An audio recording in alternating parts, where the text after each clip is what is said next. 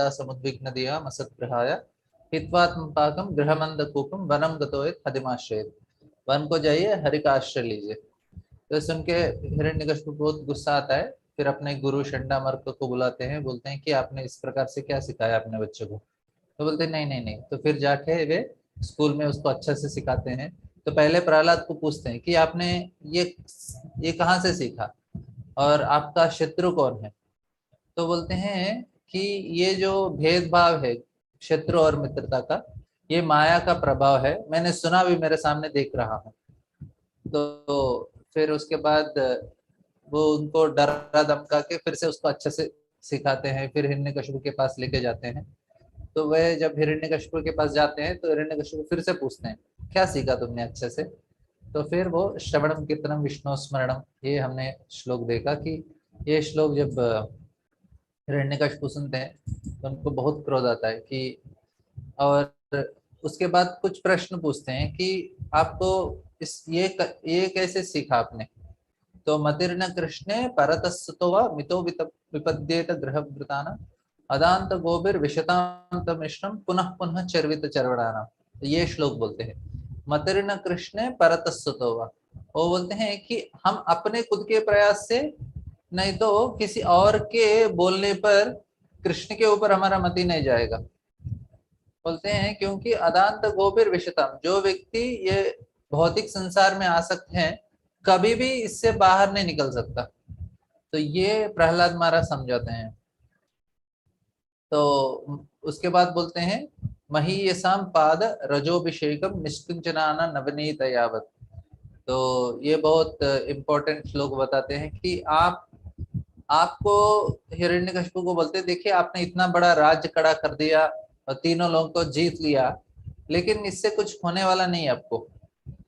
आपको पहले बोलते हैं कि आपको ये सब कुछ छोड़ के आपको वन को जाना, एक महान साधु को ढूंढ के। उससे पहले बोलते नते विदु स्वार्थ गतिम ही विष्णु, हमारा सबसे बड़ा स्वार्थ है वो कौन है, विष्णु है।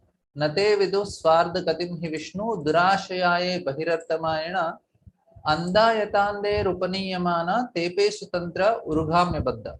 नते विदु स्वार्थ गति, हमारा स्वार्थ एक ही है, कौन है, कृष्ण हमारे स्वार्थ है।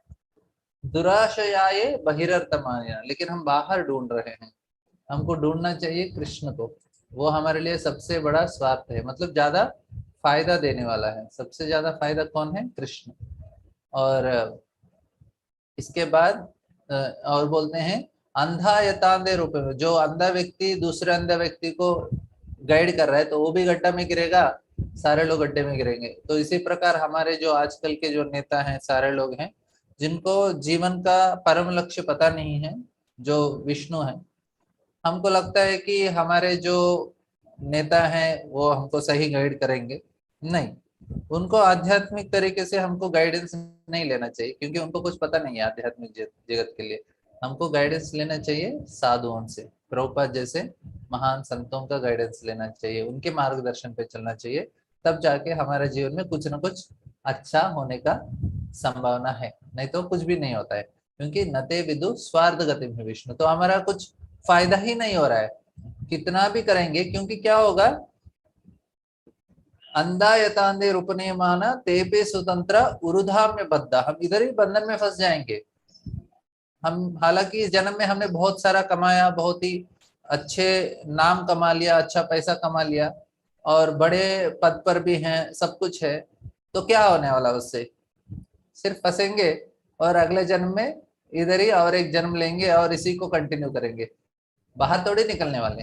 तो इससे ज्यादा फायदा नहीं है। तो इसलिए बोलते हैं नैषा मतिर नैषा नैषाम मतिस्तावत रुक्रमांगे स्पृशत अनध्या उपगमो यदर्था महीयशाम पादरजोभिषेकम निष्किंचनानाम नमनीत यावत। बोलते हैं हम लोग महान संतों का धूल हमारे शरीर में लगाना चाहिए। तो हमने देखा कि किस प्रकार से हिरण्यकशिपु को कितना तकलीफ हुआ होगा ये बात सुनकर कि आपने इतना तीनों लोग जीत लिया, कुछ फायदा नहीं है आपका, सही फायदा है आप जाइए वृंदावन जाइए, एक संत को ढूंढिए, उनका चरण का धूल लीजिए और वृंदावन का रज बहुत ही महत्वपूर्ण है, आपके शरीर में लगा लीजिए बस, और कुछ नहीं करने का। तो फिर उसके बाद हिरण्यकशिपु प्रहलाद को अलग अलग तरीके से मारने का प्रयास करते हैं।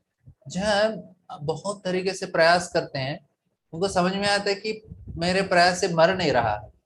तो हमने देखा कि किस प्रकार से उसने पहाड़ चट्टानों से नीचे गिराया, समुद्र में गिराया, आग में, आ, पूरे बर्फ में लगाया उनको, और एक गड्ढे में डाल के उसके अंदर पत्थर डाला सांपों से, और अलग अलग तरीके से अलग अलग अस्त्र शस्त्रों से, और उन्होंने मंत्र तंत्र से, और उनको उपवास रख के, और उनको बोलते हैं कि आप किसी भी तरह से उसको मार दो। सो उसको खिला के या सुला के या कोई भी समय में देखो इसको मार मार देना चाहिए आपको, इस प्रकार से आदेश देते हैं। तो इतने भयानक शब्दों से, बहुत साउंड करने से, ज्यादा साउंड आने से क्या होता है, कान फट जाएंगे और आदमी मर जाता है। तो इसके द्वारा भी कुछ नहीं होता उनको। तो फिर तो हिरण्यकशिपु को फिर तो लगता है कि अ, तो इतना कैसे इसके अंदर शक्ति है। सो कुछ भी प्रभाव नहीं हो रहा था। जब हिरण्यकशिपु ने देखा कि इसके ऊपर प्रहलाद का, जो हिरण्यकशिपु ने अलग अलग तरीके से प्रयास किया, कुछ हुआ नहीं, तो फिर सारे जो असुर है वे हिरण्यकशिपु के पास जाते हैं और बोलते हैं शायद ये आप ही उनको मार सकते हैं, तो और कोई मार नहीं सकता। तो हिरण्यकशिपु को लगता हाँ सही है, लेकिन उन्होंने सोचा कि और एक बहुत इंपॉर्टेंट चीज है, वो बोलते हैं कि इसको कभी डर नहीं लगता। सो और हिरण्यकशिपु लगता है कि ये एक कुत्ते की पूंछ की तरह है, कभी सीधा नहीं होता। सो हमने इसको कितनी तरह से डराने का सोचा, लेकिन ये अपने गुरु को अपने भगवान विष्णु को कभी भूलता नहीं है, और हमसे डर नहीं रहता है उसको। और इसको इसके पास अनंत शक्ति है, और हम किसी तरह से उसको डराने का कुछ भी करेंगे, कुछ उसके ऊपर असर ही नहीं होता। सो इसलिए हिरण्यकशिपु फिर बोल के प्रहलाद को अपने गोदी में बिठाते हैं, फिर से बात करते, देखो मैंने अपने असुरों को बोला कि आपको मारो मत, उन्होंने ऐसे कुछ ट्राई किया है, लेकिन मारना नहीं चाहते, वो मारेंगे नहीं आपको। तो आप सिर्फ एक चीज करो, मेरे शत्रु को आप भूल जाओ बस। तो प्रहलाद बोलते, अरे मैं भी एक्चुअली आपका जो उद्देश्य है मैं समझा नहीं, मैं आपका शत्रु को तुरंत भूल जाता हूँ। आप इतने अच्छे उपदेश दे रहे हैं, तो मैं क्यों नहीं मानूंगा, मैं आपका शत्रु को भूल जाऊंगा। क्योंकि आपके शत्रु कौन है, काम क्रोध लोभ मद मात्सर्य, ये आपके शत्रु हैं। तो वो मेरे भी शत्रु है, मैं उनको क्यों मेरे साथ में रखूंगा, मैं भी उनको भूल जाऊंगा। और आपने बोला विष्णु नहीं है, तो मैं वो एक्चुअली आपका जो उपदेश है वो समझा नहीं। आप जो सही बोल रहे हैं विष्णु नहीं है, वो सही है। क्योंकि विष्णु क्यों नहीं है, क्योंकि ये भौतिक जगत का भौतिक चीजों से नहीं है भगवान, ये भौतिक चीजों से परे है। तो आपने जो बोला कैसे विष्णु नहीं है, मैं ठीक से समझा नहीं। आप बोलना चाहते हैं कि भगवान विष्णु भौतिक चीजों से परे हैं, तो इस प्रकार से मैं आपका उद्देश्य को पालन करूंगा। अभी ये सुनने के बाद हिरण्यकशिपु को तो लगेगा कि अरे तुमको कुछ भी शर्म नहीं आ रहा है, तुमको एक बिल्ली चूहा का क्यों पूजा करेगी, तुम इतने अच्छे असुर कुल में पैदा हुआ है, तुमको विष्णु का सेवा करने का क्या जरूरत है, उनको उनका पूजा करने का क्या जरूरत है। तो तो फिर हिरण्यकशिपु बहुत ही दुखी हो जाते हैं, और फिर उनका जो अ, चेहरे का जो लश्कर है, तेज है, वो चला जाता है, और वो अपना चेहरा नीचे कर लेते हैं, और शंडामर का शुक्राचार्य के पुत्रों को बुलाते हैं और सीक्रेटली उनके साथ मीटिंग करते हैं। बोलते हैं, सो वो फिर वही बोलते हैं शंडामर कि आप जब अपने भ्रुकुटी को हिलाते हैं तो सारे देवता गदगद कांपने लगते हैं। तो आप किसी और के मदद से, मतलब अकेले आपने तीनों लोगों को जीत लिया। सो आपको किसी चीज के प्रति आपको इतना चिंता करने की जरूरत नहीं है। अभी प्रहलाद तो छोटा बच्चा है, आपको उसके ऊपर इतना चिंता कर रहे क्या बात है। और उसके अंदर जो अच्छे गुण हैं बुरे गुण हैं उससे कुछ आपको लेना देना नहीं है, वो छोटा बच्चा है। और वो बोलते हैं हमारे जो गुरु शुक्राचार्य है वो आने तक ये बच्चे को हम वर्ण पाश से बांध के रख देंगे ताकि वो कहीं भाग नहीं जाएगा डर के मारे। और और जब भी वो थोड़ा उसका उम्र बढ़ेगा एंड तो हमारे गुरु के उपदेशों के द्वारा उनके बुद्धि के अंदर परिवर्तन ला सकते हैं।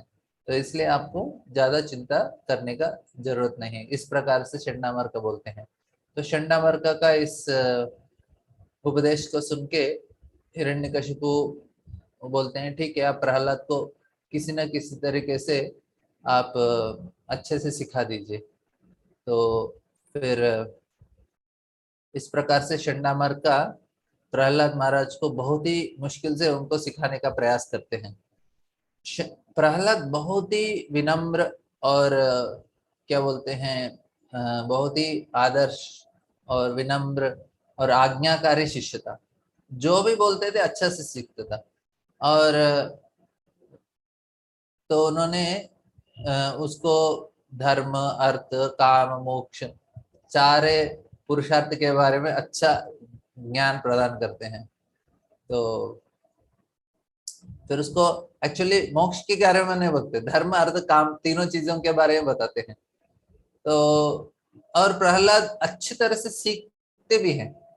और उनको हालांकि बिल्कुल अच्छा नहीं लगता ये चीज सीखने का, क्योंकि उनको पंचम पुरुषार्थ, उनको भागवत सीखना था, उनको सिर्फ कृष्ण के बारे में सीखना था। फिर भी उन्होंने सीखा ठीक है, सिखा रहे हैं तो सीखना चाहिए, गुरु के प्रति आदर रखते हैं तो बड़े के प्रति आदर रखते हैं। और उनको लगा कि ये इनके प्रति उनके कुछ रुचि नहीं है, क्योंकि उनको बहुत अच्छा से समझ में आ रहा है कि ये जो है भौतिक भौतिक आसक्तियां हैं और ये भौतिक जीवन है जिसमें जन्म मृत्यु जरा व्याधि इसके अलावा और कुछ नहीं है। तो कितना भी हम इधर करेंगे जन्म मृत्यु चक्कर में ही फंसने वाले हैं। लेकिन प्रहलाद ने क्या किया, ठीक है अभी सिखा रहे तो सीखना चाहिए, लेकिन जब अपने गुरु उनके कार्य में लग जाते थे तो प्रहलाद महाराज अपना कार्य शुरू करते थे। वो क्या है, सारे दूसरे बच्चों को बुलाते थे और प्रभुपाद बोलते हैं टिफिन टाइम में उनको प्रचार करना शुरू करते।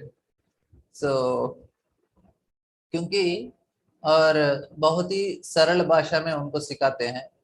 और क्योंकि ये बताते हैं कि ये जो भौतिक जीवन है वे व्यर्थ है इस प्रकार से, और हमको आध्यात्मिक जीवन में रुचि लेना है। तो और प्रहलाद इतने अच्छे थे कि सारे जो उनके मित्र थे उनके प्रति बहुत आसक्त थे। और उनका उम्र भी बहुत छोटा था और उनका अभी तक पूरा बुद्धि भ्रष्ट नहीं हुआ, कलुषित नहीं हुआ था। तो और उनके गुरुओं के उपदेश से भी वे प्रभावित नहीं थे। लेकिन प्रहलाद जब कुछ बताते थे और वे उनके आजू बाजू में बैठ जाते थे और ध्यान पूर्वक सुनने लगते हैं। और प्रहलाद महाराज हालांकि वो असुर कुल में जन्म हुए थे, लेकिन महान भक्त होने के कारण सारे लोगों के भलाई चाहते थे। तो फिर इस भौतिक दुनिया का जो फ्यूटिलिटी, मतलब किस प्रकार से अशाश्वत है ये भौतिक दुनिया, इसको समझा रहे थे। तो प्रहलाद महाराज बताते हैं कौमार आचरित प्रज्ञा धर्मान भागवता निहा दुर्लभम मानुषम जन्म तदपि अध्रुवम अर्थदम। तो प्रहलाद को पूछते हैं अरे हमको ये आप अभी से क्यों सिखा रहे हैं। तो बोलते हैं अरे नहीं नहीं, ये कौमार आचरित प्रज्ञा, हमको जो भागवत धर्म है वो हमको सीखना चाहिए 5 साल का उम्र से ही सीखना चाहिए, क्योंकि पता नहीं हमारा आयु कब घट जाएगा। हमको इतना बहुत ही दुर्लभ मानुषम जन्म, जो मनुष्य का जन्म मिलना बहुत ही दुर्लभ है। हमको वो बहुत सारे जीव जंतुओं का शरीर मिलता है, उसके बाद मनुष्य का शरीर मिलता है। ऐसे पूरे ब्रह्मांड में बहुत सारे जगह में अलग अलग लोग अपने भोग विलास करने के लिए उनको शरीर मिलता है, लेकिन मनुष्य का शरीर नहीं मिलता, क्योंकि मनुष्य का शरीर में हम लोग भगवान के ऊपर ध्यान कर सकते हैं। तो क्योंकि ये बहुत ही दुर्लभ है और इतना जल्दी शुरू करना चाहिए, टाइम कभी वेस्ट नहीं करना चाहिए। हमारा मन, क्योंकि बोलते हैं कि हमारे पहले हमारा जो आलसीपन है उसका जन्म हुआ था, उसके बाद हमारा जन्म होता है।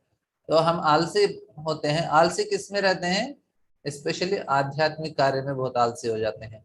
हमको ध्यान पूर्वक सुनना है, पढ़ना है, कुछ भगवान का सेवा करना है, तो तुरंत हमको लगता है ठीक है कल भी कर लेंगे, भगवान ही है, कहाँ चले जाएंगे, वेट करेंगे थोड़ा। तो लोग बोलते हैं अभी इतना क्या जल्दी है, 50 साल के बाद कर लेंगे, 60 साल के बाद करेंगे, तो ऐसा पोस्टपोन करते हैं। नहीं तो अभी भक्ति में आने के बाद भी हम इतना गंभीरता से ले नहीं पाते, बोलेंगे इतना भी क्या जल्दी है, बहुत उम्र बाकी है, कभी ना कभी तो भगवान का नाम ही करना है। तो लेकिन हमारा समय बहुत कम है, क्योंकि हमारा चित्त में बहुत सारे वासनाएं हैं, इनको साफ करने के लिए बहुत समय लगता है। और कभी कभी एक जन्म काफी नहीं होता, एक जन्म का पूरा परिश्रम, तब जाके हमारे चित्त से सारे, इसलिए हमको ध्यान नहीं होता है। जब जब करते हैं तो हमारा ध्यान क्यों नहीं होता है? क्योंकि मन के अंदर बहुत सारे अलग अलग वासनाएं हैं जो हमको ध्यान करने नहीं थे भगवान के ऊपर, तो इसलिए हमको बहुत ज्यादा प्रयास करना पड़ता है। तो बोलते हैं कि जो हमको मनुष्य का जन्म से हम लोग भगवत धाम जाने का मौका है, कोई जंतु का जन्म में इस प्रकार का मौका नहीं है। तो इसलिए हमको भगवान विष्णु का शरण लेना चाहिए। और जो भगवान विष्णु का जो भक्ति है वो हमारे लिए सहज है, और सारे जीवों के वो मालिक हैं, और सारे जीवों के वे अच्छे श्रेयोभिलाषी हैं। बोलते हैं कि वे सारे, तो इस भोक्ताराम तपसाम सर्वलोक महेश्वरम सुहृदम सर्वभूतानां ज्ञात्वा माम शांति मृच्छति। और बताते हैं कि प्रहलाद बोलते हैं कि आप असुर कुल में जन्म हुए हो, तो हमको जो आनंद बोलते हैं सुखम ऐन्द्रियकम दैत्या देह योगेन देहिना सर्वत्र लभ्यते दैवात यथा दुखम अयत्नतः सुखम ऐन्द्रियकम दैत्या। सो हमको जो आनंद मिलता है इंद्रियों के द्वारा, वो बोलते देह योगेन देहिनम, सारे अलग अलग हम जो अलग अलग रूप है, मतलब जंतु है, पशु पक्षी हैं, उनको भी उस प्रकार का आनंद मिलता है। हम जब सोते हैं जो आनंद हमको मिलता है, कुत्ता जब सो जाता है उसको भी उतना ही आनंद मिलता है, क्योंकि सोने के बाद पता नहीं चलता ना हम कहाँ सो गए। उसको भी उतना ही, हमको उतना ही। खाने में हमको जितना आनंद मिलता है जंतुओं को उतना आनंद मिलता है। तो सुखम इंद्रियकम देह सर्वत्र लभ्यते दैवात, क्योंकि और वो कैसे हमको सुख मिलता है? हमारे जो किए गए कर्मों के वजह से, पिछले जन्म के कर्मों की वजह से हमको मिल जाता है। तो यथा दुखम अयत्नता, तो हमको सेपरेटली उसके लिए प्रयास करने का जरूरत नहीं है। देखिए मुझे ये जन्म में कितना सुख मुझे मिलना है, ऑलरेडी फिक्स हो गया है। क्यों? हमको दुख भी उतना ही फिक्स हो गया, हम उसके लिए भी सेपरेटली प्रयास करने का जरूरत नहीं पड़ता। दुख के लिए हम सोचेंगे अरे बहुत सुख हो गया जीवन में, थोड़ा भगवान बोर हो गया, थोड़ा दुख चाहिए, हम कभी ऐसा प्रार्थना नहीं करते, अपने आप दुख आ जाता है। तो किस प्रकार से दुख अपने आप आ जाता है, सुख भी अपने आप आ जाता है जीवन में, क्योंकि वो हमारे कोटा में दिया गया है। तो इसलिए सेपरेटली उसके लिए प्रयास करने का जरूरत नहीं है। सुख के लिए जिस प्रकार से दुख के लिए प्रयास करने की जरूरत नहीं है, सुख के लिए भी सेपरेटली प्रयास मत करो। और जो आनंद हमको मिलता है इस अलग अलग तरीका का भोगने में, जंतुओं को भी मिल जाता है। तो जंतु को भी मिल रहा है, सुअर खा रहा है उसको भी आनंद मिल रहा है, हम भी खा रहे हैं हमको भी आनंद मिल रहा है। तो इस आनंद के लिए क्यों प्रयास कर रहे हैं? कुछ और चीजें हमको प्रयास करने का। तो बोलते हैं सुखम ऐन्द्रियकम दैत्या देह योगेन देहिना सर्वत्र लभ्यते दैवात यथा दुखम अयत्नतः। बोलते हैं तत्प्रयासो न कर्तव्यो यथा आयुर्वयम परः न तथा विंदते क्षेमम मुकुंद शरणाम्बुजम, बोलते हैं तत् प्रयासो न कर्तव्यो। तो इसलिए हमको प्रयास नहीं करना चाहिए, किसके लिए? हमारा जो आर्थिक स्थिति को बढ़ाने के लिए और इंद्रिय भोगों को बढ़ाने के लिए। यथा आयुर्वयम परह, यथा किसके लिए? आयु वयम परह, ये तीनों चीजों के लिए। सो क्योंकि उसके वजह से क्या होता है, सिर्फ हमारा समय बर्बाद हो जाता है। तो न तथा विंदते क्षेमम मुकुंद चरणाम्बुजम, लेकिन हम उसी समय को कृष्ण के ओर जाने के लिए प्रयास करते हैं तो जरूर हम आत्म साक्षात्कार प्राप्त करेंगे। और इस प्रकार से हमको हमारा जो अर्थव्यवस्था है उसको, जो आर्थिक स्थिति है उसको बढ़ाने के लिए जो प्रयास करते हैं, इकोनॉमिक डेवलपमेंट, ज्यादा फायदा नहीं होने वाला है। ठीक है, थोड़ा बहुत प्रयास कर सकते हैं। जैसे भागवत दूसरे स्कंद में हम दूसरे पहले स्कंद के दूसरे चैप्टर में हम पढ़ रहे थे कि धर्मस्य ही अपवर्गस्य नार्ता रतायोपकल्प्यते, नार्तस्य धर्मैकांतस्य काम लाभ है स्मृतः। जितना हमारे लिए मेंटेनेंस के लिए जरूरत है उतना ही काम करना चाहिए, बाकी का समय पूरा हमको भगवान का सेवा में लगाना चाहिए। तो इधर भी प्रहलाद वही बोलते हैं, तत्प्रयासो न कर्तव्यो, इस प्रकार से प्रयास नहीं करना चाहिए हमारा जो धन को बढ़ाने के लिए, इसके बढ़ाने के लिए। थोड़ा बहुत हम इकट्ठा कर सकते हैं, बाकी का समय हमको क्या करना चाहिए? मुकुंद चरणाम्बुजम न तथा विंदते क्षेमम। तो हमको सही तरह से हम अपने आप को भगवान के पास निकटतम जाने के लिए प्रयास करना चाहिए। ये प्रहलाद महाराज अपने मित्रों को बता रहे हैं, तो हमको भी उससे समझना चाहिए कि हमको भी वही चीज करना चाहिए। सो बोलते हैं, तो इस प्रकार से अच्छे अच्छे उपदेश देते हैं, तो पूरे उपदेश नहीं लेंगे हम लोग। तो इसके बाद फिर हर व्यक्ति का फिर अभी एक कैलकुलेशन बताते हैं। बोलते हैं हर व्यक्ति का जो आयु है उसमें आधा समय, जिस व्यक्ति, स्पेशली जिस व्यक्ति ने अपने इंद्रियों को नियंत्रण नहीं किया हो, उसका आधा समय सोने में चला जाता है। 8-9 घंटा दिन में चला जाता है। फिर उसके बाद, क्योंकि पूरा अज्ञान में ही है, सोना मतलब हम अज्ञान में है, तो इस प्रकार से आधा आयु उसमें चला गया। बाकी का बोलते हैं, बाकी का समय बचपन में चला जाता है 20 साल, और बुढ़ापे में जब हम कुछ काम के नहीं रहते उसमें 20 साल चला जाता है, और खेलने कूदने में थोड़ा साल चला जाता है। इस प्रकार से, और कुछ समय हमको शादी करके बच्चे पैदा करने में थोड़ा समय चला जाता है। तो हमको बचा कितना है जो हम भगवान को दे सकेंगे पूर्ण तरह? तो हमारा जीवन में कुछ समय ऐसा पूर्ण तरह से हमको भगवान को देना है समय, नहीं दे पा रहे, एटलीस्ट अभी जो हमारे जीवन में कुछ समय है वो भगवान के लिए देने के लिए प्रयास करना चाहिए। प्रहलाद महाराज बोल रहे हैं। तो हमको लोगों को बोलते हैं, अरे देश के लिए आप अपना जीवन बलिदान करो, समाज के लिए बलिदान करो, अपना परिवार के लिए करो। नहीं तो लोग अपना कंपनी के लिए अपना जीवन बलिदान देते हैं, इतना साल काम करते करते करते करते, तो बाद में कंपनी वाला कुछ घोटाला हो जाता है, उसको निकाल देते हैं, नहीं तो कुछ नहीं हुआ तो फिर रिटायरमेंट करके निकाल देते हैं। लेकिन कृष्ण को वैसे सेवा करते हैं तो इसका रिटायरमेंट नहीं होता। ऑफकोर्स हमारा जीवन का जो पोषण के लिए हमको कुछ करना पड़ेगा, ऐसा नहीं कि हम छोड़ेंगे, लेकिन साथ ही साथ उतना हमारा जीवन का मेंटेनेंस होने के बाद बाकी पूरा समय लोग क्या करते हैं, आके टीवी के सामने बैठ जाते हैं, नहीं तो ऐसे गप्पे मारते हैं, नहीं तो इंटरनेट के मोबाइल में लेके, नहीं तो किसी के साथ बात करते रहते हैं। ऐसा बहुत सारा चीज करते हैं जो जरूरत नहीं है। ठीक है, आपने थोड़ा समय अपना इस्तेमाल किया आपने अपने कमाई के लिए, लेकिन बाकी समय हमको भगवान के लिए ही इस्तेमाल करना चाहिए। और कुछ और चीज करेंगे तो बोलते हैं तत्प्रयासो न कर्तव्यो। तो इस प्रकार से प्रहलाद महाराज उसका उपदेश देते हैं। सो तो बोलते हैं जिस व्यक्ति का मन और इंद्रियों के ऊपर नियंत्रण नहीं है, बहुत ही अपने परिवार के प्रति आसक्त हो जाते हैं, और उनके काम वासना इतने बढ़ जाते हैं और इतने भ्रम में रहते हैं वे।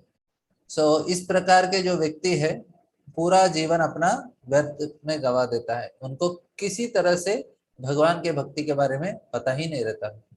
सो तो इतना बहुत सारा, बहुत ही प्रहलाद महाराज का उपदेश है। 5 साल का लड़का है, इतने बड़े भी व्यक्ति नहीं है कि बोल रहे हैं कि ठीक है 50-60 साल हो गया सारा जीवन देख ले, नहीं। प्रहलाद महाराज को 5 साल की उम्र में ही उनको पूरा साक्षात्कार है। सो को गृहेशु पुमान् सक्तम आत्मानाम अजितेन्द्रियः स्नेह पाशे दितैर्बद्धम उशते विमोचितम। बोलते हैं कि जो व्यक्ति इस प्रकार से बहुत आसक्त है, तो उनका जो आसक्ति है वो किस प्रकार से है, बड़े बड़े रस्सी से अपने आप को बांधने के तरफ है। तो कभी उससे छुटकारा नहीं मिलेगा व्यक्ति को, और मरते समय भी नहीं मिलता है। मरते समय भी उसी सोच सोच के इस प्रकार से मर जाते हैं। बोलते हैं जो पैसा है वो शहद से भी बहुत मीठा है। तो कौन अपने पैसे को गंवाना चाहता है, उसके प्रति कितना आसक्त रहते हैं। और स्पेशली तो इसलिए जो व्यक्ति इस प्रकार से कमाने का प्रयास करते हैं, बहुत रिस्क लेके कमाते हैं लोग पैसा, क्योंकि इतना अच्छा लगता है जब उनको पता चलता है कि मेरे अकाउंट में इतना सारा पैसा है और लाखों लाखों पैसा है, उनको बहुत अच्छा लगता है। तो फिर इस प्रकार से बताने के बाद, बहुत सारा है, हम ज्यादा नहीं लेंगे। तो फिर जब क्योंकि प्रहलाद महाराज वो डर नहीं लग रहा था उनको, सिर्फ उनको नहीं लगा कि अरे मैं इनके इनको इस प्रकार से उपदेश दूंगा और इनको भी भक्त बना दूंगा तो मेरे पिताजी मेरा क्या करेंगे। तो आराम से अपना भक्ति खुद कर सकते थे। और कोने में बैठ के, एक्चुअली उनकी माँ बोलती रहती है बेटा तुम साइलेंटली कहीं साइलेंट में जाके अपना भक्ति भजन कर लो, क्यों पिताजी के सामने जाके उनको ही उपदेश क्यों सुनाते हो। आपको सुनाना है तो किसी और को ऐसे ही सीक्रेटली सुना सकते हैं, आप जाके अपने पिताजी के गोद में बैठ के उनको ही क्यों सुनाते हो। तो प्रहलाद क्यों सुनाते हैं, क्योंकि उनके अंदर ये दया और करुणा है। उनको लगता है कि मेरे पिताजी इस प्रकार से अपने जीवन को व्यर्थ कर रहे हैं, तो मुझे उनको मदद करना चाहिए। और फिर अलग अलग तरीके से हिरण्यकशिपु उनको मारने का प्रयास करते हैं। और उसके बाद जब उनको फिर से गुरुकुल लेके गए, तो फिर उधर स्कूल में भी फिर से उन्होंने प्रचार शुरू किया। उन्होंने सोचा अरे जो मेरे मित्र हैं उनका भी हालत क्या होगा। तो बोलते हैं जो व्यक्ति प्रहलाद के नजर में पड़ा, सारे लोगों का उद्धार हो गया, इतने दयालु थे। जिस व्यक्ति के बारे में प्रहलाद ने सोचा उनका भी उद्धार हो गया, जो भी उनको सामने आते हैं उनका भी उद्धार हो गया, उन्होंने जिसके बारे में सोचा उनका भी उद्धार हो गया, मतलब किसी को उन्होंने छोड़ा नहीं। तो भगवान के बाद सबसे ज्यादा लोगों को किसी ने उद्धार किया तो प्रहलाद ही होंगे। शायद नारद मुनि के बाद प्रहलाद ऐसे। तो इतने दयालु थे प्रहलाद महाराज, किसी को उन्होंने छोड़ा। तो इसके बाद क्या होता है कि फिर जब प्रहलाद महाराज इस प्रकार से उपदेश देते हैं, तो जो शंडा मार्ग का है, तो वे जब जानते हैं कि तो वो उनके मित्र पूछते हैं अरे आपके तो अ, आपके पिताजी इतने बड़े असुर हैं, और अ, आप इतने महान भक्त कैसे बन गए, और आपको तो किसी और का संग नहीं है, हम तो सिर्फ देखते हैं हमारे टीचर हैं और शंडा मर्क, और उनके सिवा हमने किसी को देखा भी नहीं, और आपको भी किसी का हमने देखा नहीं, किसी के साथ बैठ के बात कर रहे थे, आप भक्त कैसे बन गए ऐसा। तो फिर प्रहलाद अपना खुद का कहानी बोलते हैं, जब मेरे पिताजी मंदराचल पर्वत में गए थे तपस्या करने के लिए, तब इंद्र ने मेरे माता को, तो उन्होंने सारे असुरों को अरेस्ट कर लिया था, और मेरे माता को भी लेके आए। उन्होंने देखा कि मेरे माता गर्भवती थी, तो इसलिए उन्होंने मुझे मारना चाहते थे गर्भ में। लेकिन जब नारद मुनि आके बोलते हैं कि ये महाभागवत हैं और यही हिरण्यकशिपु का वध का कारण बनेगा, तो उन्होंने उनको छोड़ दिया और उनका परिक्रमा करके चले गए। तो नारद मुनि के जब आश्रम में थे मेरे माँ, तब नारद मुनि उनको हर रोज भागवत सुनाते थे। अभी जब उन्होंने भागवत सुनाया तो कयादु भी सुन रही थी, लेकिन उनको कुछ असर नहीं हुआ, लेकिन प्रहलाद को बहुत इफेक्ट हो गया। क्यों कयादु को इफेक्ट नहीं हुआ? क्योंकि उनका मन भागवत में नहीं था, उनका मन कहाँ था? अपने पति हिरण्यकशिपु के बारे में सोच रही थी, कब वापस आएंगे। लेकिन प्रहलाद महाराज आराम से बैठ के पूरा ध्यान लगाकर वे जो कथा है सुन रहे थे। तो बचपन में उनका पूरा, गर्भ में उनका पूरा ज्ञान प्राप्त हो गया। तो ये नारद मुनि का दया है। तो इतने साल तक वे थे। उसके बाद जब हिरण्यकशिपु वापस आते हैं तो कयादु वापस जाते हैं, फिर प्रहलाद का जन्म होता है।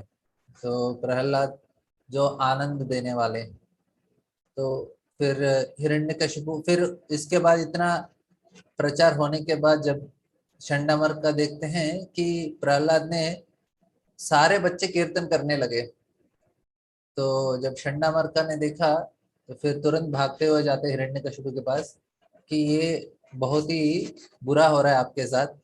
ये लड़का अकेला भक्ति नहीं कर रहा है, पूरा जो स्कूल को, सारा स्कूल सभी बच्चों को प्रचार कर रहा है, और उसके वजह से कोई बचेगा नहीं, सारे लोग भक्त बन जाएंगे। तो जब हिरण्यकशिपु ने सुना तो उनको बहुत गुस्सा आया। तो उन्होंने सोचा तो कि अभी पानी बहुत ऊंचा हो गया है, तो अभी कुछ तो करना चाहिए। सो तो इस प्रकार से उन्होंने सोचा अभी प्रहलाद को मारना चाहिए खुद।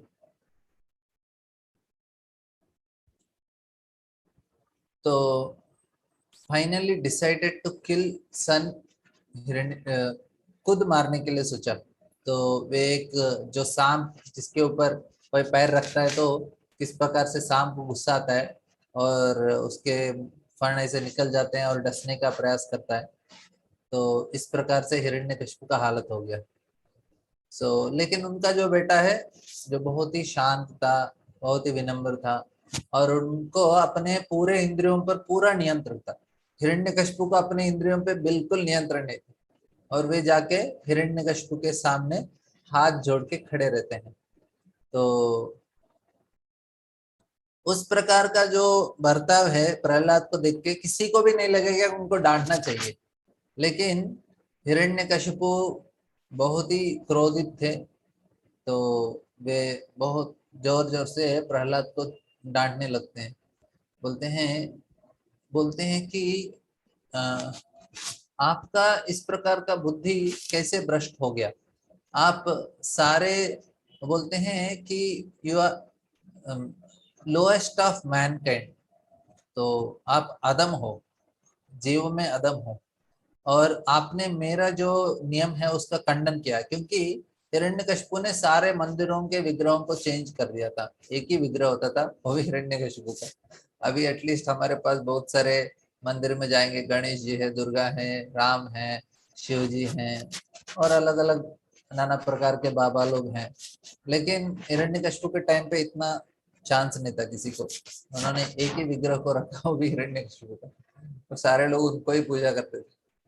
तो बोलते हैं कि आपने इस प्रकार से मेरा नियमों का खंडन किया, तो मैं आपको तुरंत अभी यमराज के दरबार में भेजने वाला हूँ। तो उसके बाद प्रहलाद बोलते हैं, तो एक प्रश्न पूछते हैं हिरण्यकशिपु कि आपको इतना शक्ति कहाँ से आ रहा है? तो हिरण्यकशिपु, प्रहलाद बोलते हैं, हे राजन, जो शक्ति आपको आ रहा है, आप पूछ रहे हैं जो शक्ति आ रहा है, जो शक्ति आपके पास है, जो शक्ति मेरे पास है, वही एक ही शक्ति है। वो सभी शक्ति एक ही व्यक्ति से आते हैं, वो भगवान विष्णु है। किसी के पास कुछ शक्ति नहीं होता है, सर्व कारण कारण एक ही है, कृष्ण है। तो आप सोच रहे हैं कि हमारा शक्ति हमारा है, नहीं, शक्ति हमको भगवान विष्णु से आता है, भगवान कृष्ण से आता है। कोई भी चर अचार चर वस्तु हैं, जो नीच हैं, जो ऊपर हैं, और ब्रह्मा जी हैं, और छोटा चींटी भी है, कोई भी व्यक्ति हो, सारे ब्रह्मांड में किसी का भी शक्ति है, एक ही व्यक्ति से आता है, वो कौन है? भगवान कृष्ण है। और किसी से किसी का शक्ति नहीं होता है। तो अभी कितना बड़ा अपमान हो सकता है, देखिए हिरण्यकशिपु को। उनको लग रहा है कि मुझे विष्णु को मारना है, और वो बोलते आप उनको कैसे मारते हैं, आपका जो शक्ति है उनसे ही आ रहा है। तो बोलते हैं भगवत गीता में, यद्यद विभूति मत्सत्यम श्रीमदूर्जितम एवं तत्त एवागतम मम तेज अंश संभगवान बोलते हैं मेरे तेज, एक अंश, तेज का अंश पूरा इधर ब्रह्मांड पूरा स्थापित है। न केवलम में भवतश्च राजन सवै भलम बलीम चापरेशम बोलते हैं ये बल जो है एक ही व्यक्ति से आता है। सो बोलते हैं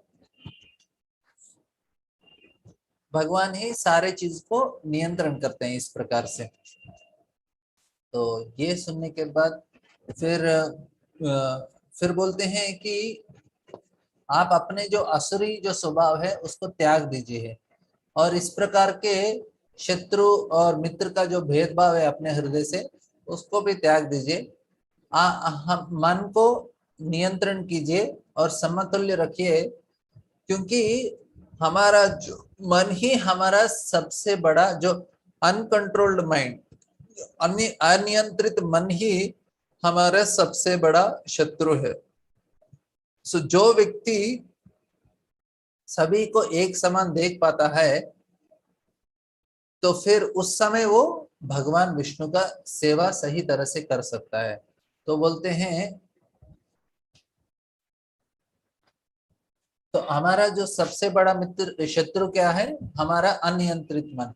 तो हे पिता, आप इस प्रकार का जो भेदभाव है, मैं मित्र हूँ मैं शत्रु हूँ, इसको त्याग दीजिए और सभी को समान देख लिए, क्योंकि हमारे अंदर भी उस प्रकार का भेदभाव रखता है। हम सोचते हैं हम अच्छे हैं, ये लोग बुरे हैं, मैं थोड़ा इनसे अच्छा हूँ, श्रेष्ठ हूँ, ये नहीं हूँ। तो इस प्रकार का हमारे अंदर भेदभाव है, बोलते हैं। फिर उसके बाद तो बोलते हैं कि समय के प्रभाव में बहुत सारे मूर्ख लोग हैं आप जैसे, जिन्होंने अपने 6 क्षेत्रों के ऊपर उन्होंने काबू नहीं किया, इसके वजह से उनका पूरा शरीर अपहरण हो गया है। तो वे लोग बहुत ही घमंडी होते हैं और बोलते हैं कि उनको लगता है कि मैंने 10 दिशाओं को नियंत्रण किया है। हिरण्यकशिपु ने चारे 10 दिशाओं को उन्होंने नियंत्रण किया है, 4 दिशा और बीच में ऊपर और नीचे 10 दिशाओं में उन्होंने नियंत्रण किया है। लेकिन उन्होंने जो आपने जो मेन 6 शत्रु हैं, काम क्रोध लोभ मद मात्सर्य, उनके ऊपर नियंत्रण नहीं है। तो इसके वजह से वो जो उनको लग रहा है कि मेरे शत्रु हैं, वो सिर्फ उनका भ्रम है और उनका अज्ञान है। सही शत्रु कौन है? हमारे 6 अनर्थ है, हमारे शत्रु हैं, कोई और शत्रु नहीं है हमारा। हमको लगता है मैंने सब कुछ जीत लिया, लेकिन इन इंद्रियों को नहीं जीता तो हमने किसी को जीता ही नहीं है, क्योंकि ये जीतने से भी वो किसी चीज का काम का नहीं है। तो इस प्रकार के अच्छे अच्छे उपदेश देते हैं। तो हिरण्यकशिपु सुनने के बाद हम सोच सकते हैं कि सर्प को हमने सुना कि उनको थोड़ा ज्यादा दूध पिलाया तो उसका जहर बढ़ जाता है, तो हिरण्यकशिपु का हालत भी इस प्रकार से हो गया। बोलते हैं कि हिरण्यकशिपु बोलते हैं तुम मेरा जो मेरा वैल्यू को कम कर रहे हो। सो बोलते हो कि आपको लग रहा है कि आपका इंद्रियों के प्रति नियंत्रण ज्यादा है मेरे से, क्योंकि हिरण्यकशिपु कुछ कम नहीं था, उन्होंने अपने इंद्रियों को नियंत्रण करके ही तो तपस्या किया था। लेकिन तपस्या करने का उद्देश्य क्या है? इंद्रियों को और भोगने के लिए। सो उसको हिरण्यकशिपु बोलते हैं तुमको इतना भ्रम है कि तुमको अपने इंद्रियों के ऊपर इतना नियंत्रण है, मेरे से भी आपको नियंत्रण है, तो इस प्रकार से तुम थोड़ा ज्यादा ही बुद्धिमान होने का प्रयास कर रहे हो। तो बोलते हैं कि मुझे लग रहा है कि आपको मेरे हाथों में मरने का इच्छा है अभी, तो इसलिए तुम इस प्रकार से क्या बोलते हैं, मंद आत्मा, बोलते हैं आप मंद आत्मा हो, और इस प्रकार के विक्लवा, तो इस प्रकार से आप कंफ्यूज हो गए हो और नॉनसेंस टॉक, अनाप शनाप बक रहे हो, आपको मेरे हाथों में मरने का इच्छा है लग रहा है, तो आज ही के दिन आपको मरना है। तो फिर उसके बाद हिरण्यकशिपु के शायद मन में एक विचार आता है, बोलते हैं तुम हर समय बता रहे थे कि एक सुप्रीम मतलब जो परम भगवान एक है, तो और सबसे ऊंचे हैं, तो सभी को नियंत्रण करते हैं, सभी जगह व्याप्त हैं, तो आप बताइए कहाँ है वो। तो हिरण्यकशिपु को लगा ठीक है बोल रहा है कुछ तो कोई व्यक्ति है, तो उसको भी देख लेंगे एक बार। तो बोलते हैं सभी जगह है तो ये कमबे में भी है क्या। तो इधर हिरण्यकशिपु ने गड़बड़ कर दिया तो उसने इतना बड़ा टेस्ट किया। तो बोलते हैं जब भगवान नरसिंह देव सारे कम्बों में एक ही साथ प्रकट हो गए, उन्होंने उनको लगा कि कौन से कम्बे से हिरण्यकशिपु दिखाएगा, कोई ये कम्बा ये कम्बा। तो भगवान ने सोचा सारे कम्बे में प्रकट हो जाता हूँ, कोई भी दिखाई दिया तो कोई भी हिरण्यकशिपु पूछा तो उसी में से मैं प्रकट हो जाऊंगा।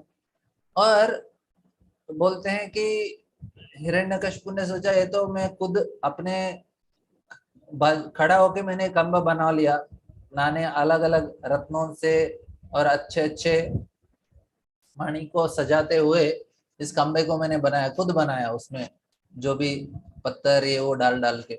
तो इसके अंदर तो मैंने कुछ देखा ही नहीं है, ठीक है इसको पूछ लेते हैं इसमें है क्या। तो तो क्या बताएगा देखेंगे, क्योंकि असुर लोग का स्वभाव ऐसा रहता है, वो देख के ही वो सोचते हैं कि विश्वास रखना चाहते हैं। तो आप इस प्रकार से बकबक करते जा रहे हो भगवान के बारे में, तो बोल देंगे कि आप इसमें है क्या बताइए, नहीं है तो फिर मैं आपका सर काटने वाला हूँ। तो आपके जो भगवान हैं देखेंगे वो आपको रक्षा करने के लिए आएंगे कि नहीं। तो इधर वे चैलेंज करते हैं प्रहलाद को, मैं खुद मारने वाला हूँ, क्योंकि उनको लगा सारे असुर ने प्रयास किया, उनके अंदर इतना शक्ति नहीं है, लेकिन सबसे शक्तिमान तो हिरण्यकशिपु है। तो उन्होंने बोला ठीक है मैं ट्राई करता हूँ इसको मारने के लिए।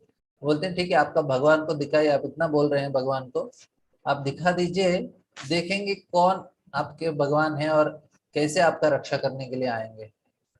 तो तो इस प्रकार से हिरण्यकशिपु इतने गुस्से में आते हैं और पूरा अपना, उनके पास बहुत ही शक्ति है, क्योंकि जब वो तपस्या करते हैं, इतने घोर तपस्या करने के बाद ऐसा तपस्या करते हैं कि उनका जो शरीर है पूरा चींटी खा लेते हैं। वो जंगल में थे तो चींटी ने उनके ऊपर एक घोंसला बना लिया, पूरा शरीर को खा लिया, सिर्फ उनके जो हड्डियां बचे थे और उनके जो प्राण हैं उन्होंने वो हड्डियों में रोक के रखा था। मतलब शरीर कुछ है ही नहीं, आंख पैर कुछ भी नहीं, सब कुछ चींटियों ने खा लिया, सिर्फ उनका प्राण बचा था हड्डियों में। तो सिर्फ ब्रह्मा जी आते हैं ढूंढते हैं किधर है हिरण्यकशिपु, क्योंकि कहीं दिख नहीं रहे थे। तो फिर अपने योग शक्ति से ब्रह्मा जी देखते हैं कि इधर है उनका हड्डियों में। तो फिर अपने कमंडलों से एक अमृत का जल छिड़क के उनका शरीर को वापस लेके आते हैं, और उनका शरीर को वज्र से भी शक्तिशाली बना देते हैं, हिरण्यकशिपु का उनका शक्तिशाली हो जाता है। फिर उनको पूछते हैं क्या वर चाहिए, हमने उनको, हम जानते हैं कि क्या क्या वर पूछते हैं, क्योंकि वो मरना नहीं चाहते थे। तो ब्रह्मा जी को बोलते हैं मैं मरना नहीं चाहता। तो ब्रह्मा जी बोलते हैं लेकिन देखिए वो मैं भी नहीं दे सकता, क्योंकि मेरा ही कुछ गारंटी नहीं है, मैं भी मरने वाला हूँ, तो आपको क्या गारंटी दे सकता हूँ।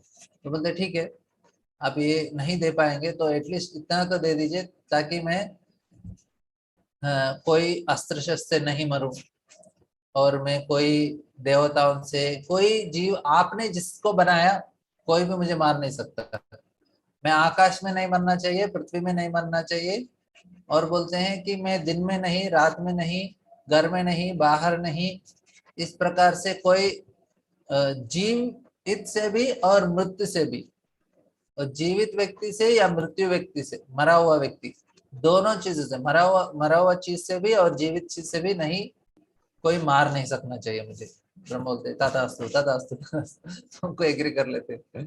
तो फिर हिरण्यकशिपु और इतने बहुत शक्तिशाली थे, तो उन्होंने इतना सारा अच्छा वर मांगा, तो फिर उसके बाद जब हिरण्यकशिपु प्रहलाद को चेतावनी देते हैं, उनको ललका उनको फिर वे जोर से जाके खंबे को मारते हैं, तो उसमें से नरसिंह भगवान प्रकट हो जाते हैं इस दिन में।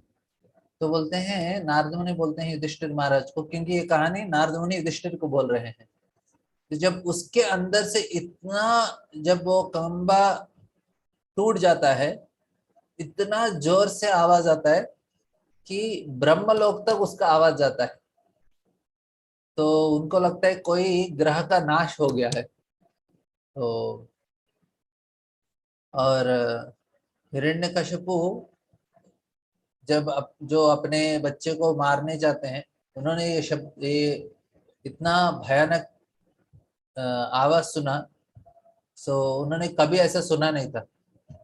तो बाकी जो असुर लगे वो डरने लगे, क्योंकि उनको भी समझ में आया कि आवाज आया कहाँ से, इतना बड़ा भयानक आवाज। तो भगवान आते हैं तो सब कुछ स्पेशल इफेक्ट के साथ आते हैं। देखते हैं हम कभी कभी मूवी में दिखाते थे कि हीरो आता है तो बहुत स्पेशल एंट्री कराते हैं उसका, अच्छे से साउंड और स्पेशल इफेक्ट के साथ हीरो का एंट्री करते हैं। तो भगवान भी आते हैं, वो सब कुछ कहाँ कॉपी करते हैं, वो भगवान का स्टाइल से ही कॉपी करते हैं लोग। तो लेकिन भगवान आते हैं तो रियल होता है, ये तो हीरो ऐसे ही बनाने वाला है, लेकिन रियल हीरो तो भगवान है, तो आते हैं तो स्पेशल इफेक्ट होना चाहिए, आते ही इतना बड़ा साउंड के साथ आते हैं। तो क्यों आए, क्योंकि प्रहलाद ने बोला हाँ भगवान तो सभी जगह हैं। तो हिरण्यकशिपु, वो प्रहलाद का जो जो उपदेश है उसको सिद्ध करने के लिए भगवान प्रकट होते हैं। तो क्योंकि भगवान, उन्होंने बोला कि भगवान सभी जगह व्याप्त हैं, तो उन्होंने बोला इधर से भी है, तो उसके खंबे से भी निकल जाते हैं भगवान हरि। और इतने अद्भुत रूप में कभी किसी ने देखा नहीं इस प्रकार का रूप, क्योंकि वो न मृगम न मानुषम, तो मनुष्य भी नहीं है और मृग भी नहीं है। सो सत्यम विदातुम निजभृत्य भाषितम व्याप्तुम च भूतेषु अखिलेषु चात्मनः अदृश्यता बुद्धि रूपम उद्वहन स्तंभे सभायां न मृगम न मानुषम। बोलते हैं कि सत्यम विदातुम निजभृत्य भाषितम, निजभृत्य मतलब उनके जो भक्त प्रहलाद है, उनके जो शब्दों को सत्य सिद्ध करने के लिए। तो देख सकते हैं कि एक अवतार भगवान आए हैं एक व्यक्ति के लिए, एक्सक्लूसिव उन्हीं के लिए आए हैं और किसी और के लिए नहीं। प्रहलाद के लिए आ गए, बस एक भक्त को बचाने के लिए भगवान ने अलग रूप ही धारण कर लिया। ये भगवान का मानता है। तो मेरे भक्त को, मेरे भक्त मेरे लिए कितने प्रिय हैं, उनके लिए मैंने अलग से एक अवतार भी धारण कर लिया। तो सत्यम विदातुम निजभृत्य भाषितम व्याप्तम जब भूतेषु अखिलेषु चात्मनि, बोलते जब भगवान सभी जगह व्याप्त है उसको सिद्ध करने के लिए। स्तंभे सभाया न मृगम न मानुषम, ऐसा मृग भी नहीं है और मनुष्य भी नहीं है, इस प्रकार के रूप में आते हैं। क्योंकि हिरण्यकशिपु ने बोला कि मैं जानवर से भी नहीं और मनुष्य से भी नहीं, तो मिक्स के रूप में भगवान आ जाते हैं। और वो बोलते हैं कि जो ब्रह्मा ने इस प्रकार से, जो किसी का खुद ब्रह्मा ने नहीं बनाया, तो भगवान खुद आ गए, ब्रह्मा तो नहीं बनाए। तो हिरण्यकशिपु वे भी चकित हो गई, कहाँ से आवाज आ रहा है, वो भी चारों दिशा में देख रहे थे। तो फिर उसके बाद उसने भगवान का इस अद्भुत रूप का दर्शन लिया।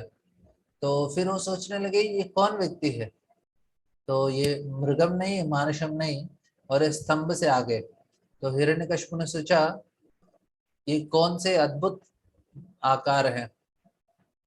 तो उसके बाद हिरण्यकशिपु फिर भगवान को समझने का प्रयास कर रहे थे, ये साइंटिस्ट लोग का काम है।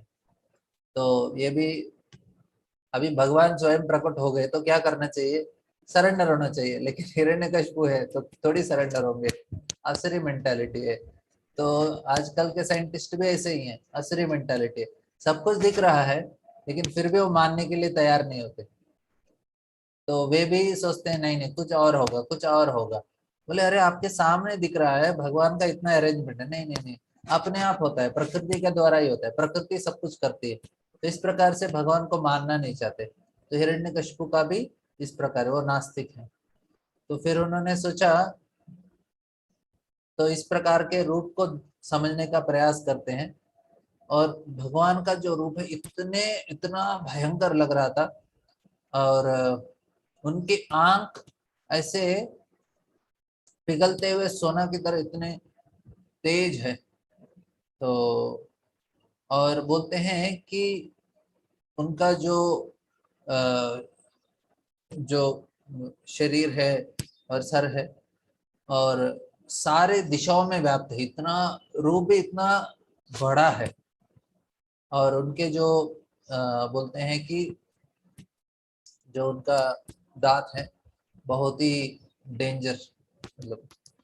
और उनका जो जिह्वा है वो तलवार की तरह दिख रहा था उनको। और नरसिंह देव का इस रूप को। और बोलते हैं उनके जो कान है ऐसे सीधे खड़े हो गए थे और मोशनलेस। और नाकों से उनकी बहुत जोर से हवा आ रही थी। और वो भी जिस प्रकार से जो बड़े बड़े पर्वत के अंदर गुहा से कभी हवा आती है गरम, तो इस प्रकार से। और उनका जो जास मतलब ऊपर और नीचे जो दांत है बहुत भयानक दिख रहे थे। तो उनका जो सर है बहुत बड़ा है और उनका जो नेक है वो छोटा है और थिक।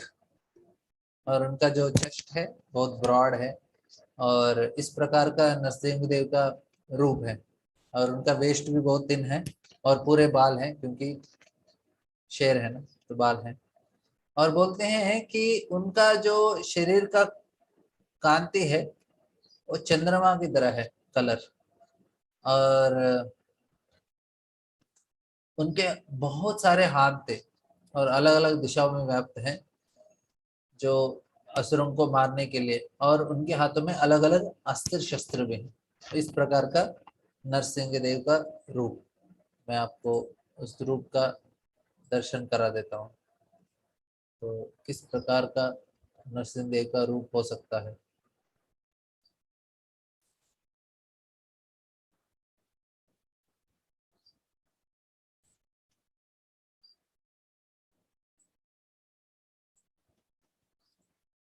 ये रूप। तो अभी जय नरसिंह देव भगवान की। जय। तो उसके बाद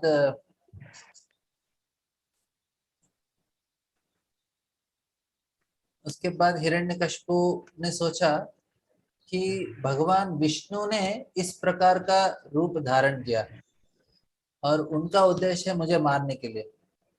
लेकिन उनको लगा कि क्या फायदा है, कैसे कोई मार सकता है। और उन्होंने हिरण्यकशिपु ने सोचा कि कैसे कोई मेरे साथ लड़ाई भी कर सकता है। तो लड़ाई करने के लिए भी उनको इतना मुश्किल होगा, क्योंकि मैं बहुत शक्तिशाली हूँ। तो इस प्रकार से सोचते हुए हिरण्यकशिपु ने अपना गदा उठाया और वे भगवान विष्णु को के ऊपर प्रहार करने लगे, जिस प्रकार से एक हाथी प्रहार करता है। तो फिर लेकिन वो लग कैसे रहा है, नारद मुनि बोलते हैं जिस प्रकार से एक जो कीड़ा है आग के अंदर प्रवेश करता है, तो उसी प्रकार हिरण्यकशिपु नरसिंहदेव के पास जा रहे थे, वैसा लग रहा था। तो फिर उन्होंने बहुत युद्ध किया। और हिरण्यकशिपु जब भगवान के पास गए, उनके जो तेज में हिरण्यकशिपु दिख ही नहीं रहे थे। तो क्योंकि भगवान शुद्ध हैं, शुद्ध सत्व में रहते हैं।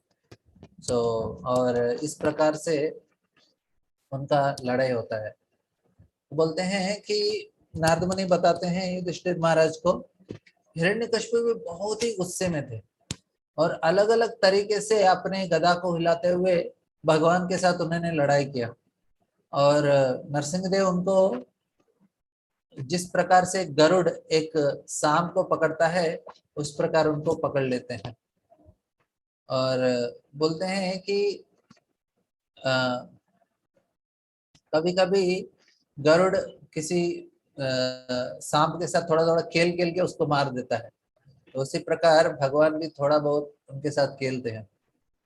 तो और लास्ट में हिरण्यकशिपु के साथ इतना खेलने के बाद फिर उनके हाथ से उनका गदा छूट जाता है और हाथों से मारने का प्रयास करते हैं हिरण्यकशिपु। तो फिर हिरण्यकशिपु भी बहुत हवा में कूद रहे थे इधर उधर, बहुत ही तेज, बहुत ही फास्ट थे। हॉक, हॉक मतलब जो ईगल मतलब गरुड़ पक्षी जब हवा में हिलता है उसको हॉक जैसे बोलते हैं, बहुत फास्ट जाता है। तो वे भी इधर उधर हवा में हिल रहे थे और वे आंखों से नरसिंहदेव को तो देख नहीं पा रहे थे, क्योंकि नरसिंहदेव इतने जोर जोर से हंस रहे थे और हिरण्यकशिपु को बहुत डर लग रहा था। तो फिर उसके बाद जब संध्या का समय होता है, क्योंकि उसने बोला दिन में नहीं मरना चाहिए, रात में नहीं मरना चाहिए, तो दोपहर से लेके शाम तक लड़ाई करते हैं। शाम के समय में वो बोले घर में भी नहीं मरना चाहिए और बाहर भी नहीं मरना चाहिए, तो इसलिए एंट्रेंस में लेके जाते हैं उनको और बोलते हैं कि मैं हवा में, आकाश में नहीं और पृथ्वी में नहीं, तो इसमें गोदी में बैठा देते हैं। और फिर उन्होंने बोला मैं ऐसा मैं जो जीवित अस्त्र है और जीवित और मृत्यु दोनों से मरना नहीं चाहिए, तो इसलिए उनके नाखूनों से मारते हैं। अभी नाखून जीवित है या मृत है, क्योंकि वो बीच में आते हैं, क्योंकि वो बढ़ते भी हैं लेकिन जिंदा भी नहीं है, तो इसलिए नाखूनों से उनको मारते हैं। तो अलग अलग उनका जो भी क्राइटेरिया है, न मृगम न मानुषम, सारे क्राइटेरिया को फुलफिल करते हुए नरसिंह देव इतने आसानी से उनको शरीर को चीर देते हैं।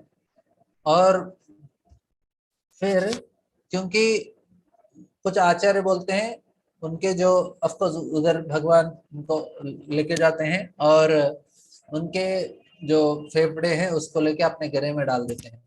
बोलते हैं भगवान ढूंढ रहे थे शायद हिरण्यकशिपु और कोई प्रहलाद मिल सकता है क्या और उन्होंने अपने गले में क्यों डाला, उनको याद आ गया कि ये तो मेरा ही भक्त है, जय विजय है, तो मेरा ही भक्त है जिसको मैंने मारा, तो इसलिए उसको लेके अपने गले में डाल दिया और जाके उसके सिंहासन में भी बैठ जाते हैं हिरण्यकशिपु के, क्योंकि ये असुर का सिंहासन है लेकिन भगवान को याद है नहीं नहीं ये मेरा भक्त है।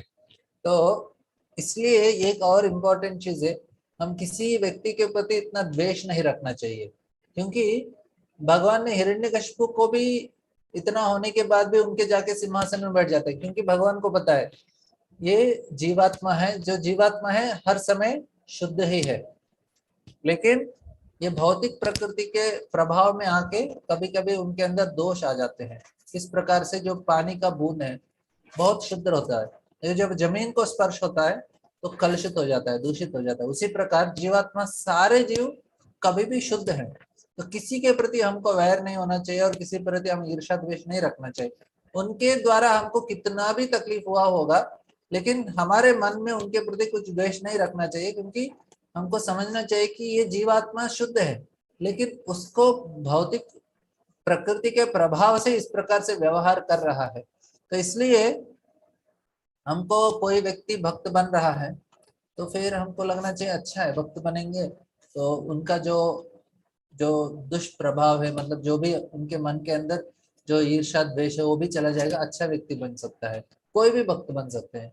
तो किसी के प्रति हमको किसी प्रकार का कितना भी उसने बुरा काम किया, हिरण्यकशिपु ने इतना सारे बुरे काम किए लेकिन भगवान ने उनको माफ कर दिया, तो भगवान माफ कर रहे हैं तो हमको भी माफ करना चाहिए, क्योंकि हम माफ करेंगे तो भगवान हमको भी माफ करेंगे, तो हमको भी माफी चाहिए, तो हमको भी माफ करना सीखना चाहिए। तो इस प्रकार से बहुत ही सुंदर है वर्णन, तो किस प्रकार से नरसिंहदेव हिरण्यकशिपु को मार देते हैं, तो फिर उसके शरीर को ऐसा फेंक देते हैं बाजू में, जाके उनके आसन में बैठ जाते हैं। तो इसके बाद हम देखेंगे कि बाकी सारे असुर आते हैं, हिरण्यकशिपु जो उनके अनुयायी हैं वे आते हैं मारने के लिए। तो फिर भगवान, तो मैं आपको और एक दर्शन दे देता हूँ भगवान का, तो किस प्रकार से उन्होंने मारा। अलग अलग हमारे पास, एक मिनट,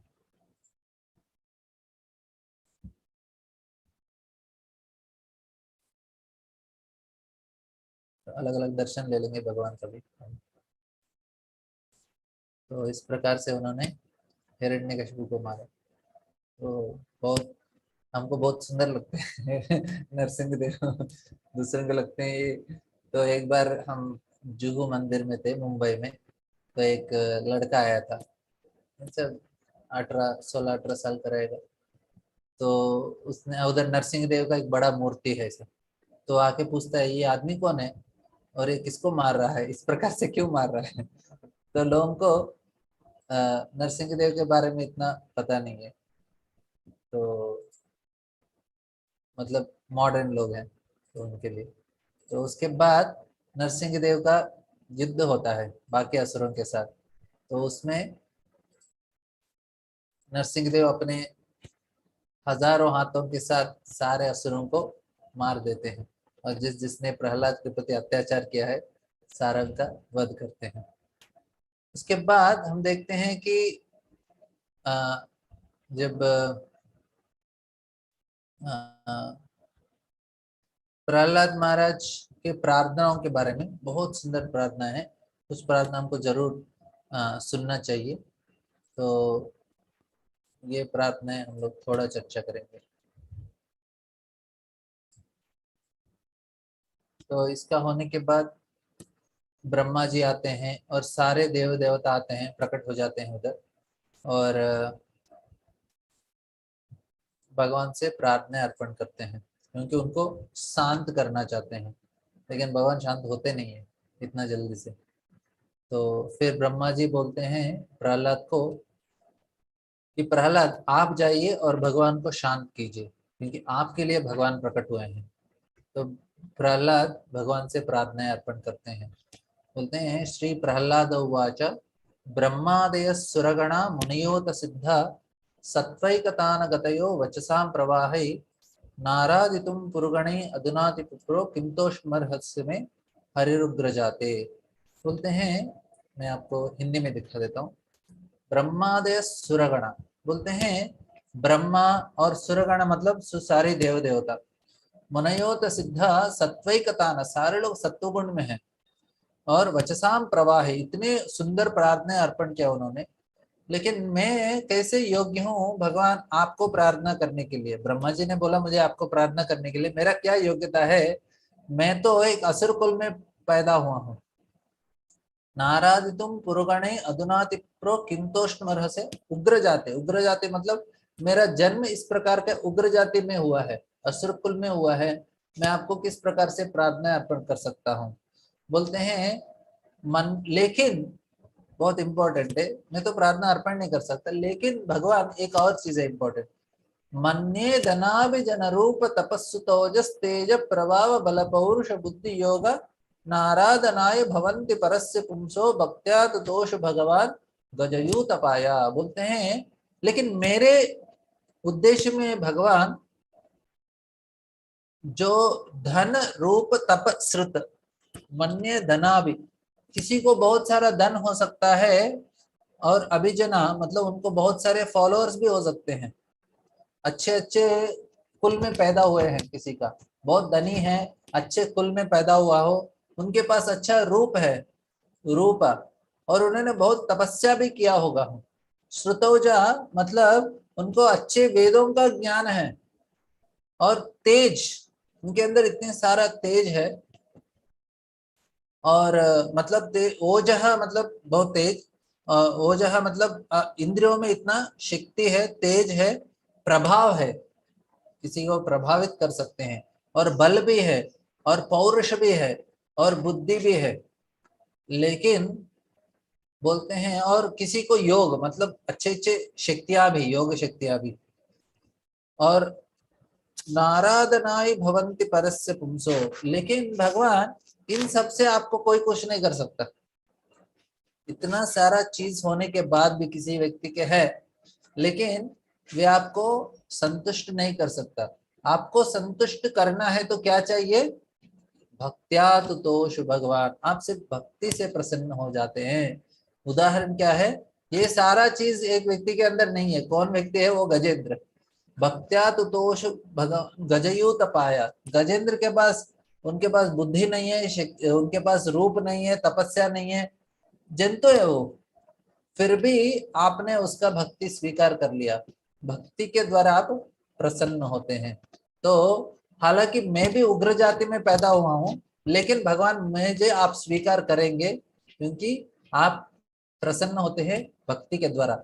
मेरे अंदर भी, मैं इतना अच्छा जन्म नहीं है, मेरा रूप नहीं है, तपस्या नहीं। ऑफकोर्स प्रहलाद महाराज बहुत सुंदर होंगे क्योंकि भक्त हैं, तो इतना ज्ञान नहीं है, ऑफकोर्स उनको सारा ज्ञान है, लेकिन वो सोचते हैं कि मेरे अंदर कुछ नहीं है, लेकिन आप मुझसे जरूर प्रसन्न होंगे क्योंकि आप भक्ति से प्रसन्न होते हैं।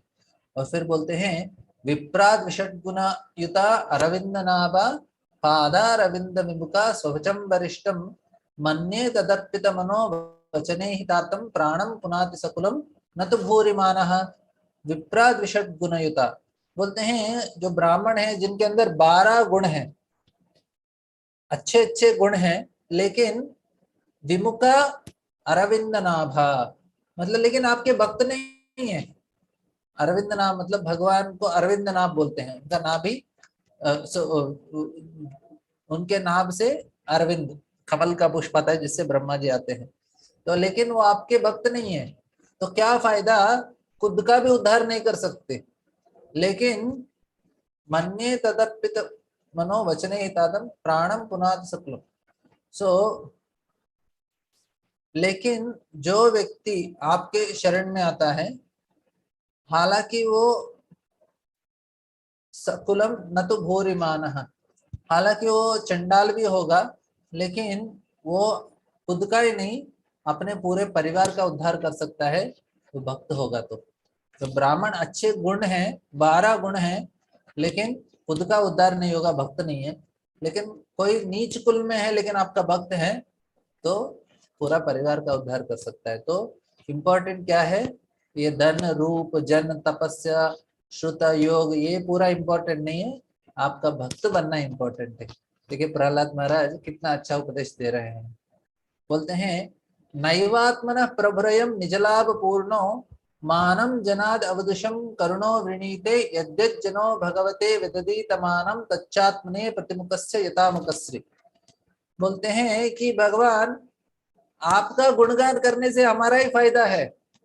निज लाभ पूर्ण, हमारा फायदा होता है आपका गुणगान करने से, इसलिए मैं आपका गुणगान करूंगा। हालांकि मेरे अंदर कुछ योग्यता नहीं है, लेकिन आपका गुणगान करने से फायदा हमारा है। कैसे फायदा है?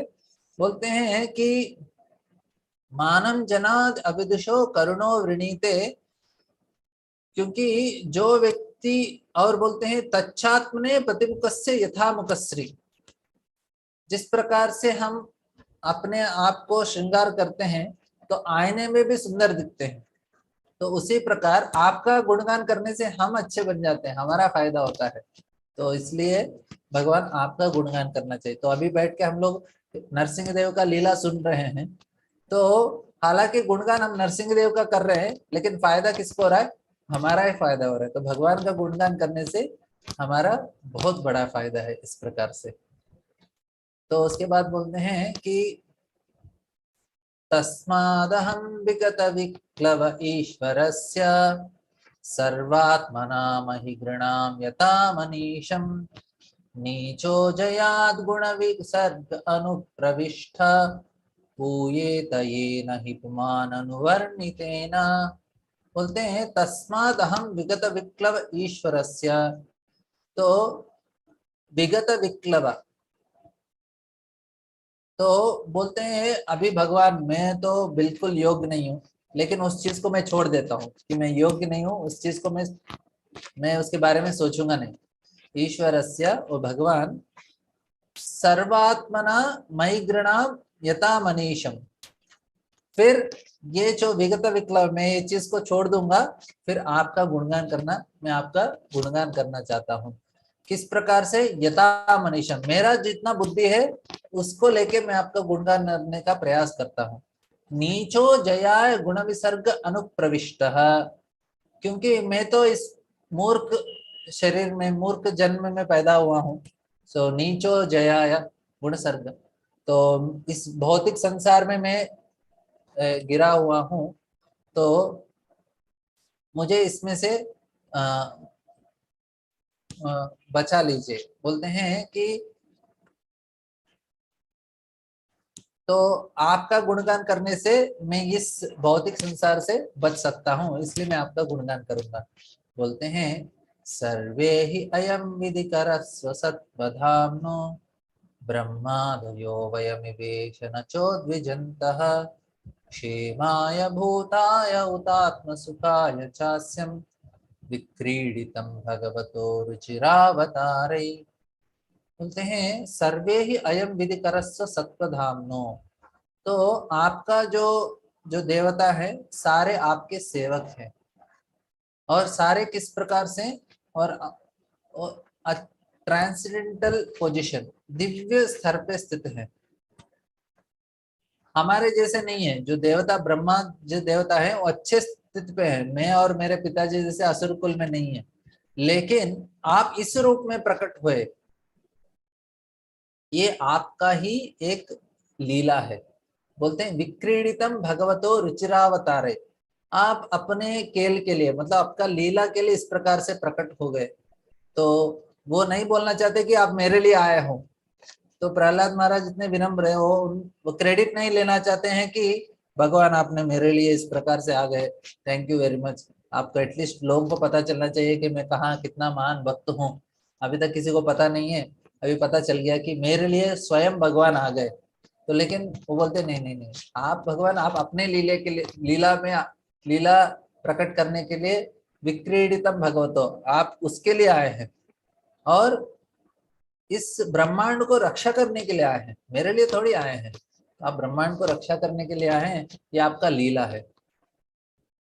और बोलते हैं तज्जश्च मन्नु असुरश्च हतस्त्वयाध्या मोदेत साधुरपि विश्चिक सर्प हत्या लोकाश्च निवृत्तिया प्रतीयन्ति सर्वे रूपम नृसिंह विभया जना स्मरन्ति। बोलते हैं जब कोई असुर को मारते हैं तो सारे लोगों का कल्याण हो जाता है। जिस प्रकार से एक बहुत जहरीला सर्प और बिच्छू को मारते हैं तो किसी को नुकसान नहीं होता, सारे लोगों को फायदा होता है, इसी प्रकार आपने इस असुर को मारा है, पूरे लोकों में कल्याण होता है। लोकाश्च निवृत्तिया प्रतीयन्ति सर्वे, तो इस प्रकार के रूप में आप आए, तो ये बहुत ही मंगलकारी है। तो ये नेक्स्ट श्लोक बहुत अच्छा है। बोलते हैं नाहं बिभेति अजितेति भयानकस्य जिह्वाग्रनेक्त भुकुटीरवशाग्रदंष्ट्रा अंतस्रज क्षतज केशर शंकुकर्ण निर्हादि भीति दिगिबात हरिभिन्न काग्रे। बोलते नाहं बिभेति अजितेति, मुझे किसी प्रकार का डर नहीं है भगवान इस प्रकार का आपका रूप को देखकर। सारे ब्रह्मादि देवता भी डर रहे थे, लक्ष्मी जी भी नजदीक जाने के लिए डर रही थी, बोले मुझे पता नहीं है कौन है, मेरे पति ऐसे नहीं है, बोलते लक्ष्मी जी। तो प्रहलाद बोलते हैं नाहम बिभेति, मुझे तो बिल्कुल डर नहीं लग रहा है। किस प्रकार से एक शेर को देखने से शेर के बच्चे को डर नहीं लगता, उसको बहुत आनंद आता है, मेरा माँ आ गया, पिताजी आ गए, ऐसा लगेगा उसको। तो इसी प्रकार प्रहलाद को भी लगता है तो हमारे भगवान है, तो उनको किसी प्रकार का डर नहीं है। नाहम बिभेति अजितेति भयानकस्य जिह्वाग्र नेत्र भुगटी रभसाग्रदंष्ट्रा, उनका जो जिह्वा है और नेत्र है, उनके आंख इतने शार्प हैं और शाइनिंग लाइक सन, बोलते हैं सूरज की तरह चमक रहे थे उनके आंख। और उनका जो मुंह के अंदर से खून निकल रहा था, और उनके दांत इस प्रकार से है, और एक एक तलवार की तरह उनका जिह्वा है। तो ये पूरा इस रूप को देख के जिह्वाग्र नेत्र भुगटी रभसाग्रदंष्टो अंतस्रज क्षतज केशर शंकुकर्ण, और उनके कान भी इस प्रकार से शार्प है, और उनका जो आवाज से निर्हादि, मतलब उतने जोर जोर से आवाज आ रहा है नरसिंह देव का, भीति दिग्भा अरिभिन्नकाग्रे। दिग्भीत मतलब जो ब्रह्मांड का जो भूमंडल है उसका संतुलन बनाए रखने के लिए चार बड़े बड़े हाथी रहते हैं। उनको उनके बोलते हैं, उनके चार चार दांत रहते हैं। तो इस प्रकार के बड़े बड़े हाथी, उनको दिग्गज बोलते हैं। वे हाथी जो भूमंडल के कंट्रोल करने के लिए हैं, वे आपके आवाज सुन के डर के मारे इधर उधर दौड़ रहे हैं। प्रहलाद महाराज को ये पूरा समझ में आ रहा था। तो बोलते हैं निर्हादि बीति दिग्भा अरिभिन्न नकाग्रे। वे भी लेकिन मुझे कुछ डर नहीं लग रहा था ना, हम भी बेटी, लेकिन मुझे कुछ नहीं लग रहा आपको देख के। ये प्रहलाद का ग्रेटनेस। तभी इसके बाद अभी क्या किया उन्होंने, अभी तक उन्होंने बोला, पहले बोला मैं योग्य नहीं हूँ, फिर बोले भगवान लेकिन भक्ति आपको प्रसन्न कर सकता है, और आपका गुणगान करेंगे तो हमारा खुद का फायदे के लिए गुणगान करेंगे। और मैं अभी विगत विक्लव, अभी मैं इसके बारे में नहीं सोचूंगा कि मैं योग्य नहीं हूँ, आपका गुणगान करूंगा ताकि मैं इस झंझट से बच सकूंगा। फिर बोलते हैं भगवान आप इस रूप में आए, मेरे लिए नहीं आए, वो तो आपका लीला है। बोलते विक्रीडितम भगवतो रुचिरावतारे, आपका लीला है, आपका क्रीड़ा के लिए, आप अपना लीला करने के लिए आए। और इस प्रकार से आप आए हैं, तो आप कोई असुर को मारते हैं तो क्या होता है, मोदेत सादर पुष्टिक सर्प हत्या लोकाश्च निवृत्तिया प्रतीयन्ति सर्वे। तो पूरे लोगों का कल्याण होता है इस प्रकार से। फिर बोलते हैं कि आपका इस रूप है, उससे मुझे कभी डर नहीं लगता। इसके बाद भगवान का गुणगान करने के बाद बोलते हैं अपने बारे में, बोलते हैं दृष्टोऽस्म्यहं कृपणवत्सल दुस्सहोग्र संसार चक्र कदनाकसतां प्रणीता भक्तस्वकर्म विवृषितं तेङ्घ्रिमूलम् पीतोपवर्गशयनम् ऐसे कदानु। बहुत अच्छा श्लोक है। बोलते हैं दृष्टोऽस्म्यहं, भगवान मैं तो इस प्रकार का जो आसुरी जन्म हुआ है मेरा है, और आप बहुत ही दयालु हैं पतित जीवां के प्रति, और मैं इस प्रकार के असुर संग में मेरा जन्म हुआ है क्योंकि मेरे पिछले कर्मों के वजह से। तो इस स्थिति में मैं बहुत ही डर लग रहा है। मुझे आपका रूप से डर नहीं लग रहा है, मुझे किससे डर लग रहा है, मुझे ये भौतिक संसार से डर लग रहा है, क्योंकि इस संसार में मैं फंस जाऊंगा। लेकिन मेरा एक ही इच्छा है कि मैं कब आपके चरणों का शरण ले सकता हूँ, जो जीवन का लक्ष्य है, जिससे परम गति प्राप्त किया जा सकता है। तो इस प्रकार का प्रार्थना करते हैं। बोलते हैं यस्मात् प्रिया प्रिय वियोग संयोग जन्म शोकाग्निना सकल योनिषु दह्यमानम् दुःखौषधं तदपि दुःखं तद्दियाहं धूमं नमामि वदने तव दास्य योगम। आप लोग और लेंगे 5 मिनट, आप लोग थक नहीं गए ना? नहीं प्रभु जी, ले सकते हैं, नहीं कोई दिक्कत नहीं। नहीं प्रभु जी, नहीं लीजिए, बाकी लोग से पूछ लीजिए। हाँ, एक दो लोग सुनेंगे तो भी मैं बोल सकता हूँ। हाँ सुन रहे प्रभु जी, सुन रहे, बोलिए। तो बोलते हैं यस्मात् प्रिया प्रिय वियोग संयोग जन्म। तो हमारा जीवन कैसे गुजरता है, कभी कभी अच्छा कॉम्बिनेशन ऑफ प्लीजिंग एंड डिसप्लीजिंग, अच्छा समय होता है, कभी कभी बुरा समय होता है। तो हमारा जो जीवन है इसी में गुजर जाता है। तो इस प्रकार का वन इज प्लेस्ड में रिग्रेटेबल पोजीशन। बोलते हैं ये अच्छा स्थिति नहीं है, अच्छा लग रहा है, बुरा लग रहा है, इसी में फंस जाते हैं हम लोग। कभी कभी स्वर्ग को, कभी कभी नरक को। इस प्रकार से हम लोग क्या हो रहा है हमारा, इसमें शोकाग्निना, शोक अग्निना, हम लोग आग में जल रहे हैं। शोकाग्निना सकल योनिषु दह्यमाना, सारे जीव इसी शोक में जल रहे हैं। तो यस्मात् प्रिया प्रिय वियोग संयोग जन्म। कभी कभी हम अपने साथियों के साथ रहते हैं, कभी उनसे दूर हो जाते हैं। हमारे ये रिश्तेदार से रहते हैं, कभी कभी उनसे दूर रहना पड़ता है, कभी कभी बहुत दुख लगता है। अरे हमारे लोग कभी कभी वो गुजर जाते हैं तो और भी दुख लगता है। शोकाग्निना, इस शोक में सकल योनिषु दह्यमाना, सारे लोग जल रहे हैं और बोल रहे हैं कि दुःखौषधम तदपि दुःखम। हम जो समस्या के लिए समाधान ढूंढते हैं वो और बड़ा समस्या हो जाता है। मैं सोचा ये करूंगा तो ये समस्या सुलझ जाएगा, वो करेंगे तो और बड़ा समस्या निकलता है। दुःखौषधम तदपि दुःखम अतद्याहम ब्रूमम ब्रह्मामि वदने तवदास्य योगम। तो इसलिए भगवान एक ही समाधान है, क्या है? आपका भक्ति में लगना बस।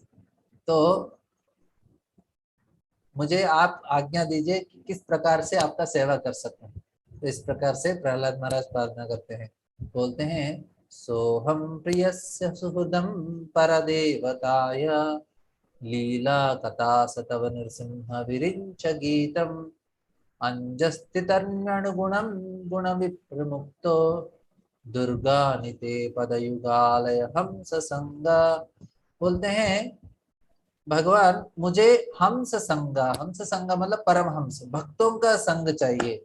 तो मुझे आपके भक्तों का संग चाहिए जो ये तीनों गुणों के प्रभाव से परे हैं और हर समय आपका गुणगान गाते हैं। तो इसलिए मैं उस प्रकार का आपके भक्त जो ब्रह्मा जी हैं उन और उनके शिष्य हैं उनके पद चिन्हों में जाना चाहता हूँ। इस प्रकार से मैं ये भवसागर को पार कर सकता हूँ। और बोलते हैं बालस, ये भी बहुत अच्छा श्लोक है। बालस्य नेह शरणं पितरौ नृसिंहा नातस्य चागदमुदन्वति मज्जतोन्नौ तप्तस्य तत्पतिविधिर्ययाञ्जश्रेष्ठस्तावद्विभोतनुभृतां तदुपेक्षितानां। बोलते हैं बालस्य नेह, ओ भगवान ये भौतिक क्या देहात्म बुद्धि के वजह से मैं, देहात्म बुद्धि मतलब देह और आत्मा को मैं मानता हूँ। हालांकि मैं आत्मा हूँ लेकिन देह और बुद्धि को मैं मानता हूँ, इसको देहात्म बुद्धि बोलते हैं। तो आपके बारे में सोचना मैं भूल गया और मैं अपने लिए कुछ अच्छा कर नहीं पाऊंगा क्योंकि मेरी देहात्म बुद्धि है, आपके बारे में सोच नहीं रहा हूं तो मैं अपने लिए कुछ नहीं कर पाऊंगा। और बोलते हैं कि मैं कुछ करने का प्रयास करूंगा। बालस्य नेह शरणो, किस प्रकार से उदाहरण देते हैं कि परमानेंटली मैं कुछ भी अपने लिए नहीं कर पाऊंगा और किसी के लिए भी नहीं कर पाऊंगा। क्योंकि किस प्रकार से एक छोटा बच्चा है, उसको माता पिता उसका रक्षा करने का प्रयास करते हैं।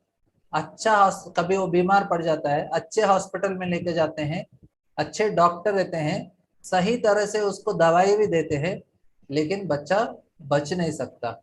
मतलब किसी के हाथ में नहीं है, माता पिता नहीं बचा पा रहे, डॉक्टर नहीं, अच्छा हॉस्पिटल नहीं, अच्छा मेडिसिन नहीं, कुछ भी नहीं बचा पा रहा है। क्यों? क्योंकि वो आपके हाथ में है। तो किस प्रकार से एक व्यक्ति डूब रहा है और जो जो डूबते हुए नाव में कोई कोई बचा नहीं सकता, वो व्यक्ति को, नाव डूब रहा है समुद्र में, डूब गया समुद्र में, क्या बचा सकता है कोई?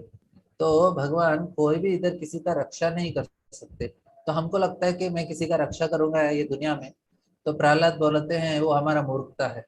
हम किसी का भी कुछ रक्षा नहीं कर सकते, एक ही व्यक्ति जो रक्षा कर सकते हैं वो भगवान। किसी को हम कुछ रक्षा करना चाहते तो क्या करना चाहिए?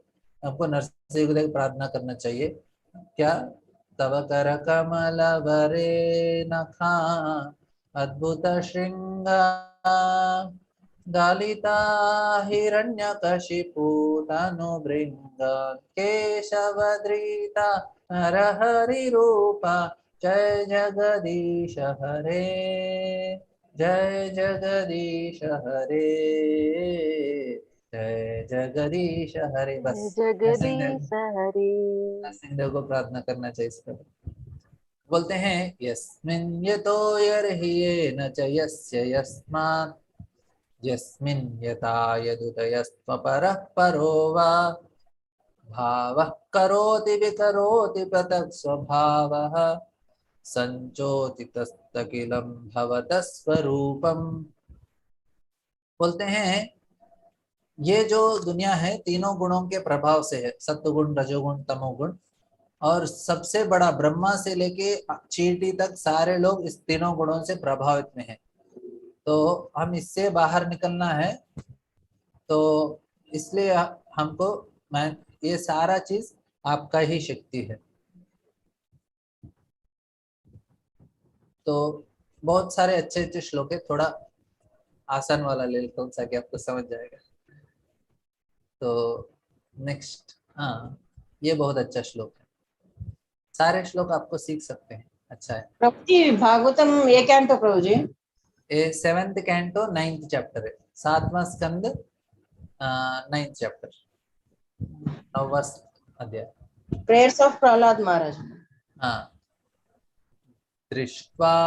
दृष्टा मया दिवि विभो किल दृष्टपाणिम् आयुः श्रियो विभव इच्छति येऽञ्जनोऽयम् यस्मात् पितुः कुपितः सुविजृम्भते भू विस्पृजिते लुलिता सतुते निरस्तान्। प्रहलाद बोलते हैं, दृष्टवा मया दिवि विभो, भगवान मैंने देख लिया। तो मैंने प्रैक्टिकली देखा है, अपने आंखों से देखा। क्या देखा? दिवि विभो किल दृष्टपाणिम, सारे जो देवी देवता हैं पूरे लोकों के, आयु, वो मेरे पिताजी से कितने डरते हैं। मेरे पिताजी ने क्या किया? आयु श्रियो विभव इच्छति एंजनोयम, और इनके इतना प्रभावशाली थे। तो लोग सोचते हैं कि हमको स्वर्ग जाना चाहिए, हमको बड़ा बड़ा आयु चाहिए, बहुत धन दौलत चाहिए, बहुत भोग ऐश्वर्य चाहिए। लेकिन मैंने सारा चीज एक ही साथ देख लिया, क्योंकि मेरे पिताजी के पास सारे थे। उनके पास इतना बड़ा आयु था, इतना धन संपत्ति था, इतना शक्ति था, इतने भोग ऐश्वर्य थे, और मेरे पिताजी के पास इतना नियंत्रण भी था। बोलते हैं यस्मात् पितु कुपितहासु, बोलते हैं यस्मात् पितु कुपितहासु। मेरे पिताजी जब गुस्से हो जाते थे तो ऐसे ही, हाँ, व्यंग्यात्मक रूप में हा हा हा हंसते थे गुस्से में। तो सारे देवी देवता उधर के उधर ही डरने लगते हैं। तो इस प्रकार के मेरे पिताजी को आपने क्या किया? एक ही क्षण में उनका प्राण हर लिया। इतना रह के क्या फायदा? एक ही क्षण में चला गया। कुछ अभी तक तो इतने दिख रहे थे, अभी दिख भी नहीं रहे वो। तो यस, तो बोलते हैं मैंने देख लिया भगवान, मुझे कुछ नहीं चाहिए, क्योंकि ये कभी भी जा सकता है। तो कभी भी जा सकता है हमारे हाथों से, हमको इसके ऊपर कभी भरोसा नहीं करना चाहिए। हमको भरोसा करना चाहिए एक ही व्यक्ति के ऊपर, वो है भगवान कृष्ण के ऊपर। बोलते हैं तस्मादमूषतनुभृतामहमाशोऽन्यस् आयुः श्रियं विभव ऐन्द्रियम् आविरिञ्चात् इच्छामि ते विलुप्ताम् उर्विक्रमान्ये कालात्मनोपयनमां निजभृत्य पार्श्वम्। बोलते हैं कि मुझे इसका पूरा अनुभव हो गया है, इस धन दौलत का, शक्ति का, आयु का, और बाकी भोग ऐश्वर्यों का। क्योंकि ब्रह्मा से लेके चींटी तक सभी के आस है, लेकिन आप काल के रूप में सारे चीज को नष्ट करते हो। तो इसलिए भगवान, इस चीज को मैं प्राप्त नहीं करना चाहता। मैं आपसे प्रार्थना करता हूं कि मुझे सिर्फ आप आपके भक्तों के संग में रखिए, जो आपके प्रामाणिक सेवा करते हैं। मुझे क्या चाहिए? आपके भक्तों का संग चाहिए, बस। मुझे ये सारा चीज नहीं चाहिए, क्योंकि कालात्मनो पयनमा निजपित्व पार्श्वम। तो ये कालात्मनो पयनमा, ये काल के प्रभाव से चले जाते हैं, लेकिन आपको, मुझे चाहिए निज वृत्य पार्श्वम, आपके भक्तों का संग दे दीजिए, बस। तो हमको भी इस प्रकार से प्रार्थना करना चाहिए। क्षुत्रासि शाश्वति सुखा मगतृष्णिरूप वेदं कलेवरमशेष रुजां विरोह निर्विद्यते न तु जनो यदपीत विद्वान् कामालवन् मधुलवै समयं दुरापै। बोलते हैं क्षुत्रा क्षुत्राशिषा श्रुति सुखा, श्रुति सुखा, क्षुत्राशिषा मतलब जो इस प्रकार से सिंपली जो हम सुनते हैं, अरे ये लोग इतना एंजॉय किया है, लेकिन ये सिर्फ सुनने में एंजॉय किया है, सही तरह से नहीं होता। ये जो आनंद है मृग मृग तृष्णा, जो रेगिस्तान में कभी कभी हम पानी दिख जाता है दूर दूर से, लेकिन वो पानी नहीं रहता, तो दूर से दिख रहा है। तो श्रुति सुखा मृग तृष्ण रूपा, जो इधर का जो आनंद है भौतिक दुनिया का, वो सिर्फ सुनने में है। बोलते हैं अरे ये लोग इधर जाके बहुत मस्ती करके मजा करके आए हैं, और मृगतृष्ण रूपा, उसमें कुछ रियलिटी नहीं है। वेदम कलेवरम अशेष रुजाम विरोह निर्विद्यते न तो जनो यदपि विद्वान। बोलते हैं हम सभी लोग इच्छा कर रहे हैं किसी न किसी तरह से भोगने के लिए, आनंद प्राप्त करने के लिए, लेकिन ये जो भोग प्राप्त करने का है वो क्या है, एक रेगिस्तान में एक ऐसा बोलते हैं कि ऐसा पानी दिखता है उस प्रकार से मृग तृष्ण रूपा। तो बोलिए रेगिस्तान में पानी कहाँ है, तो उसी प्रकार ये भौतिक दुनिया में आनंद कहाँ है पूछ रहे हैं प्रहलाद महाराज। इस शरीर का क्या उसका कीमत है, क्योंकि इससे क्या होता है, शरीर से सिर्फ बीमारी आती हैं। अभी जो so called philosopher, scientist, politicians, उनको सब कुछ पता है, लेकिन फिर भी ये अशाश्वत सुख के लिए प्रयास करते हैं। आनंद प्राप्त करना बहुत मुश्किल है, लेकिन अपने इंद्रियों को नियंत्रण नहीं कर पाते, इसलिए ये जो भी आनंद है उससे प्राप्त करने का प्रयास करते हैं लोग। बोलते हैं क्वाहम रजः प्रभईश तमोदिकेऽस्मिन् जातः सुरेतर कुले क्वतवानुकंपा न ब्रह्मणो न तो भवस्य न वै रमाया यन्मे अर्पित शिरसि पद्म कर प्रसादात्। प्रहलाद बोलते हैं भगवान मुझे आपने इतना स्पेशल मर्सी कैसे दे दिया। बोलते हैं मैं तो क्वाहम रजः प्रभवीश तमोदिकेऽस्मिन्, मैं तो ये रजोगुण तमोगुण के प्रभाव में आया शरीर है मेरा, क्योंकि असुर कुल में जन्म हुआ हूं मैं। लेकिन जो न ब्रह्मणो न तो भवस्य न वै रमाया, जो ब्रह्मा जी को नहीं मिला, शिव जी को नहीं मिला, और लक्ष्मी जी को भी नहीं मिला, उस प्रकार का कृपा आपने हमको दे दिया। क्या कृपा था, बोलते हैं यन्मे अर्पित शिरसि पद्म कर प्रसादात्, आपने आपके हाथ मेरे सर पे रखा है, तो ये जो कृपा है ये किसी को नहीं मिला, आपने मुझे ये कृपा दिया है। तो हमने ये फोटो में देखा है तो किस प्रकार से प्रहलाद महाराज को, प्रहलाद महाराज ये बोलते हैं ब्रह्मा जी को मैं नहीं मिला, लक्ष्मी जी को नहीं मिला, शिव जी को नहीं मिला, लेकिन आपने आपका हाथ मेरे सर पे रखा, तो ये बहुत बड़ा स्पेशल मर्सी है। तो इस प्रकार से वो प्रार्थना करते हैं। तो और एक दो श्लोक ले लेंगे, आपके पास समय है तो। हाँ ठीक है प्रभु। ऐसा तो 50 श्लोक तक है, हम लोग आधा श्लोक ही नैषां परावरमतिर्भवतो नु सज्जा जन्तोर्यथात्म सुहृदो जगतस्तथापि संसेवया सुरतरो यवते प्रसादा सेवानुरूपमोदमयो न परावरत्वम्। बोलते हैं कि आप unlike an ordinary living entity my Lord you do not discriminate, क्योंकि भगवान आपके पास आप निष्पक्ष पाते हैं, इसलिए आपने इस प्रकार से मुझे कृपा दिया है। तो लास्ट श्लोका कर लेंगे। एवं जन्म निपतितुं प्रभवाहि कूपे कामाभिकाममनुय प्रपतं प्रसंगात् कृत्वात्मसा ऋषिणां भगवन् गृहीत सोहम कथम न सुजे तव भक्त सेवा। बोलते हैं ये भगवान मुझे कुछ और नहीं चाहिए, मुझे आपके जो भक्त नारद मुनि हैं उनके कृपा से मेरा उद्धार हुआ है, उनका सेवा चाहिए। तो इस प्रकार से वे प्रहलाद महाराज प्रार्थना अर्पण करते हैं।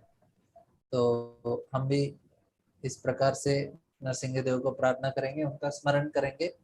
आज नरसिंह चतुर्दशी है, तो हमारा नरसिंहदेव हमारा रक्षा करेंगे, हमारा भक्ति का रक्षा करेंगे, हमारे काम क्रोध लोभ मद मात्सर्य इस प्रकार के हमारे शत्रु हैं हमारे हृदय के अंदर, उनका विनाश करेंगे और हर तरीके से हमारा। तो नरसिंह आरती का प्रार्थना के बारे में थोड़ा चर्चा करेंगे। नमस्ते नरसिंहाय प्रहलादला ददाईने, तो प्रहलाद को आनंद देने वाले हैं। हिरण्यकाशी पूर्वक्षः शिलटांका नखालाय, हिरण्याक्ष को संहार करते हैं। इतो नरसिंह परतो नरसिंह, यतो यतोयामि ततो नरसिंह, हर जगह नरसिंह व्याप्त है, क्योंकि प्रहलाद महाराज ने बोला भगवान सभी जगह है, तो भगवान है।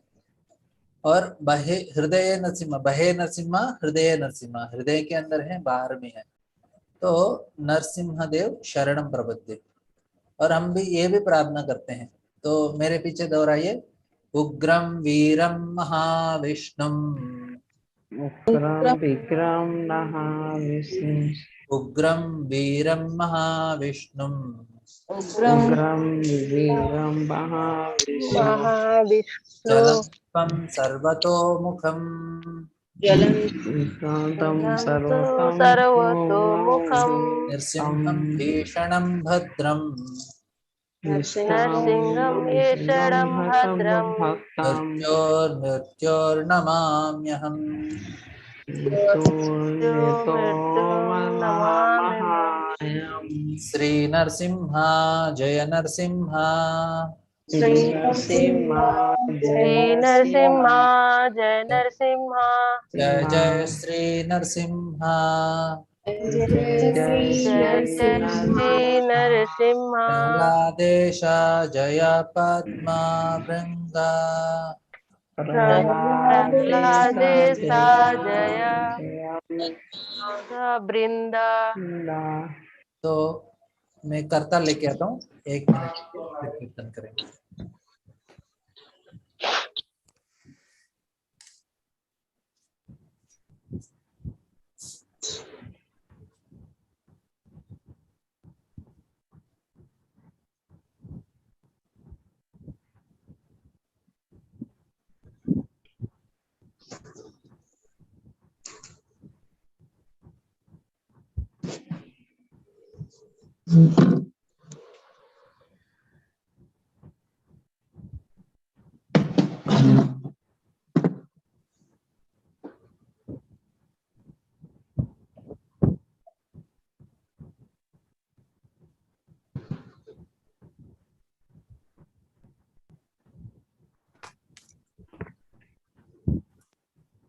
नमस्ते नरसिंहाय, नमस्ते नरसिंहाय, प्रह्लादलाददायिने,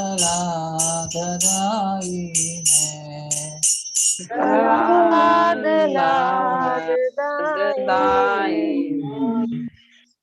हिरण्यकाशीपूर्वक्षः हिरण्यकशिपूर्वक्षः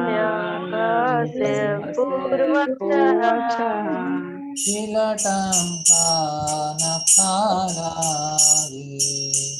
शीलटङ्कानखालये, तो नरसिंहा परतो नरसिंहा, इतो नरसिंह परतो नरसिंहो, यतो यतो यामि ततो नरसिंहा, यतो यतो यामि ततो नरसिंह, हृदये नरसिंहा, हृदये नरसिंहा, बहिर्नरसिंहो हृदये नरसिंहो, नरसिंहमवे शरणं प्रपद्ये, नरसिंहमदि शरणं प्रपदे, तव करकमलवरे नखा अद्भुत शृङ्गारो ललिता अनुवृन्दा, ये जगदीता हर हरि रूपा, जय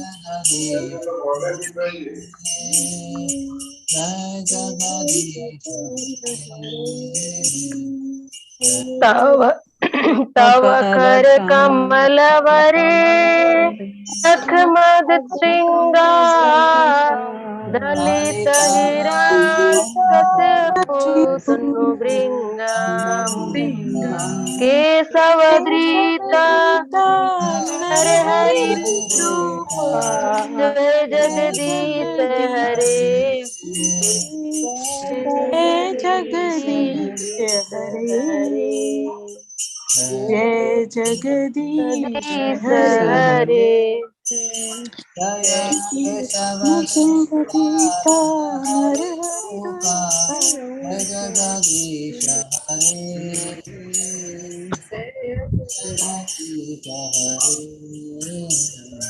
केशवधृता नर हरि रूपा जय जगदीश हरे जय जगदीश हरे जगदीश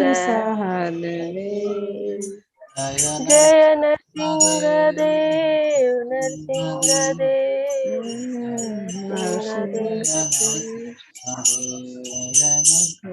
जय नरसिंह देव नरसिंह देव नरसिंह देव जय नरसिंह देव लक्ष्मी नरसिंह जय लक्ष्मी नरसिंह जय लक्ष्मी नरसिंह जय लक्ष्मी जय लक्ष्मी नरसिंह जय लक्ष्मी नरसिंह लक्ष्मी नरसिंह जय लक्ष्मी नरसिंह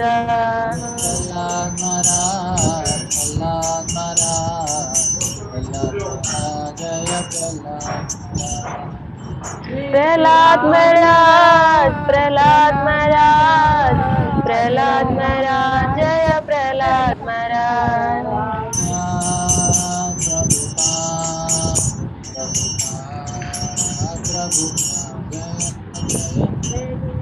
जय जय प्रभुपाद प्रभुपाद प्रभुपाद जय जय प्रभुपाद हरे कृष्ण हरे कृष्ण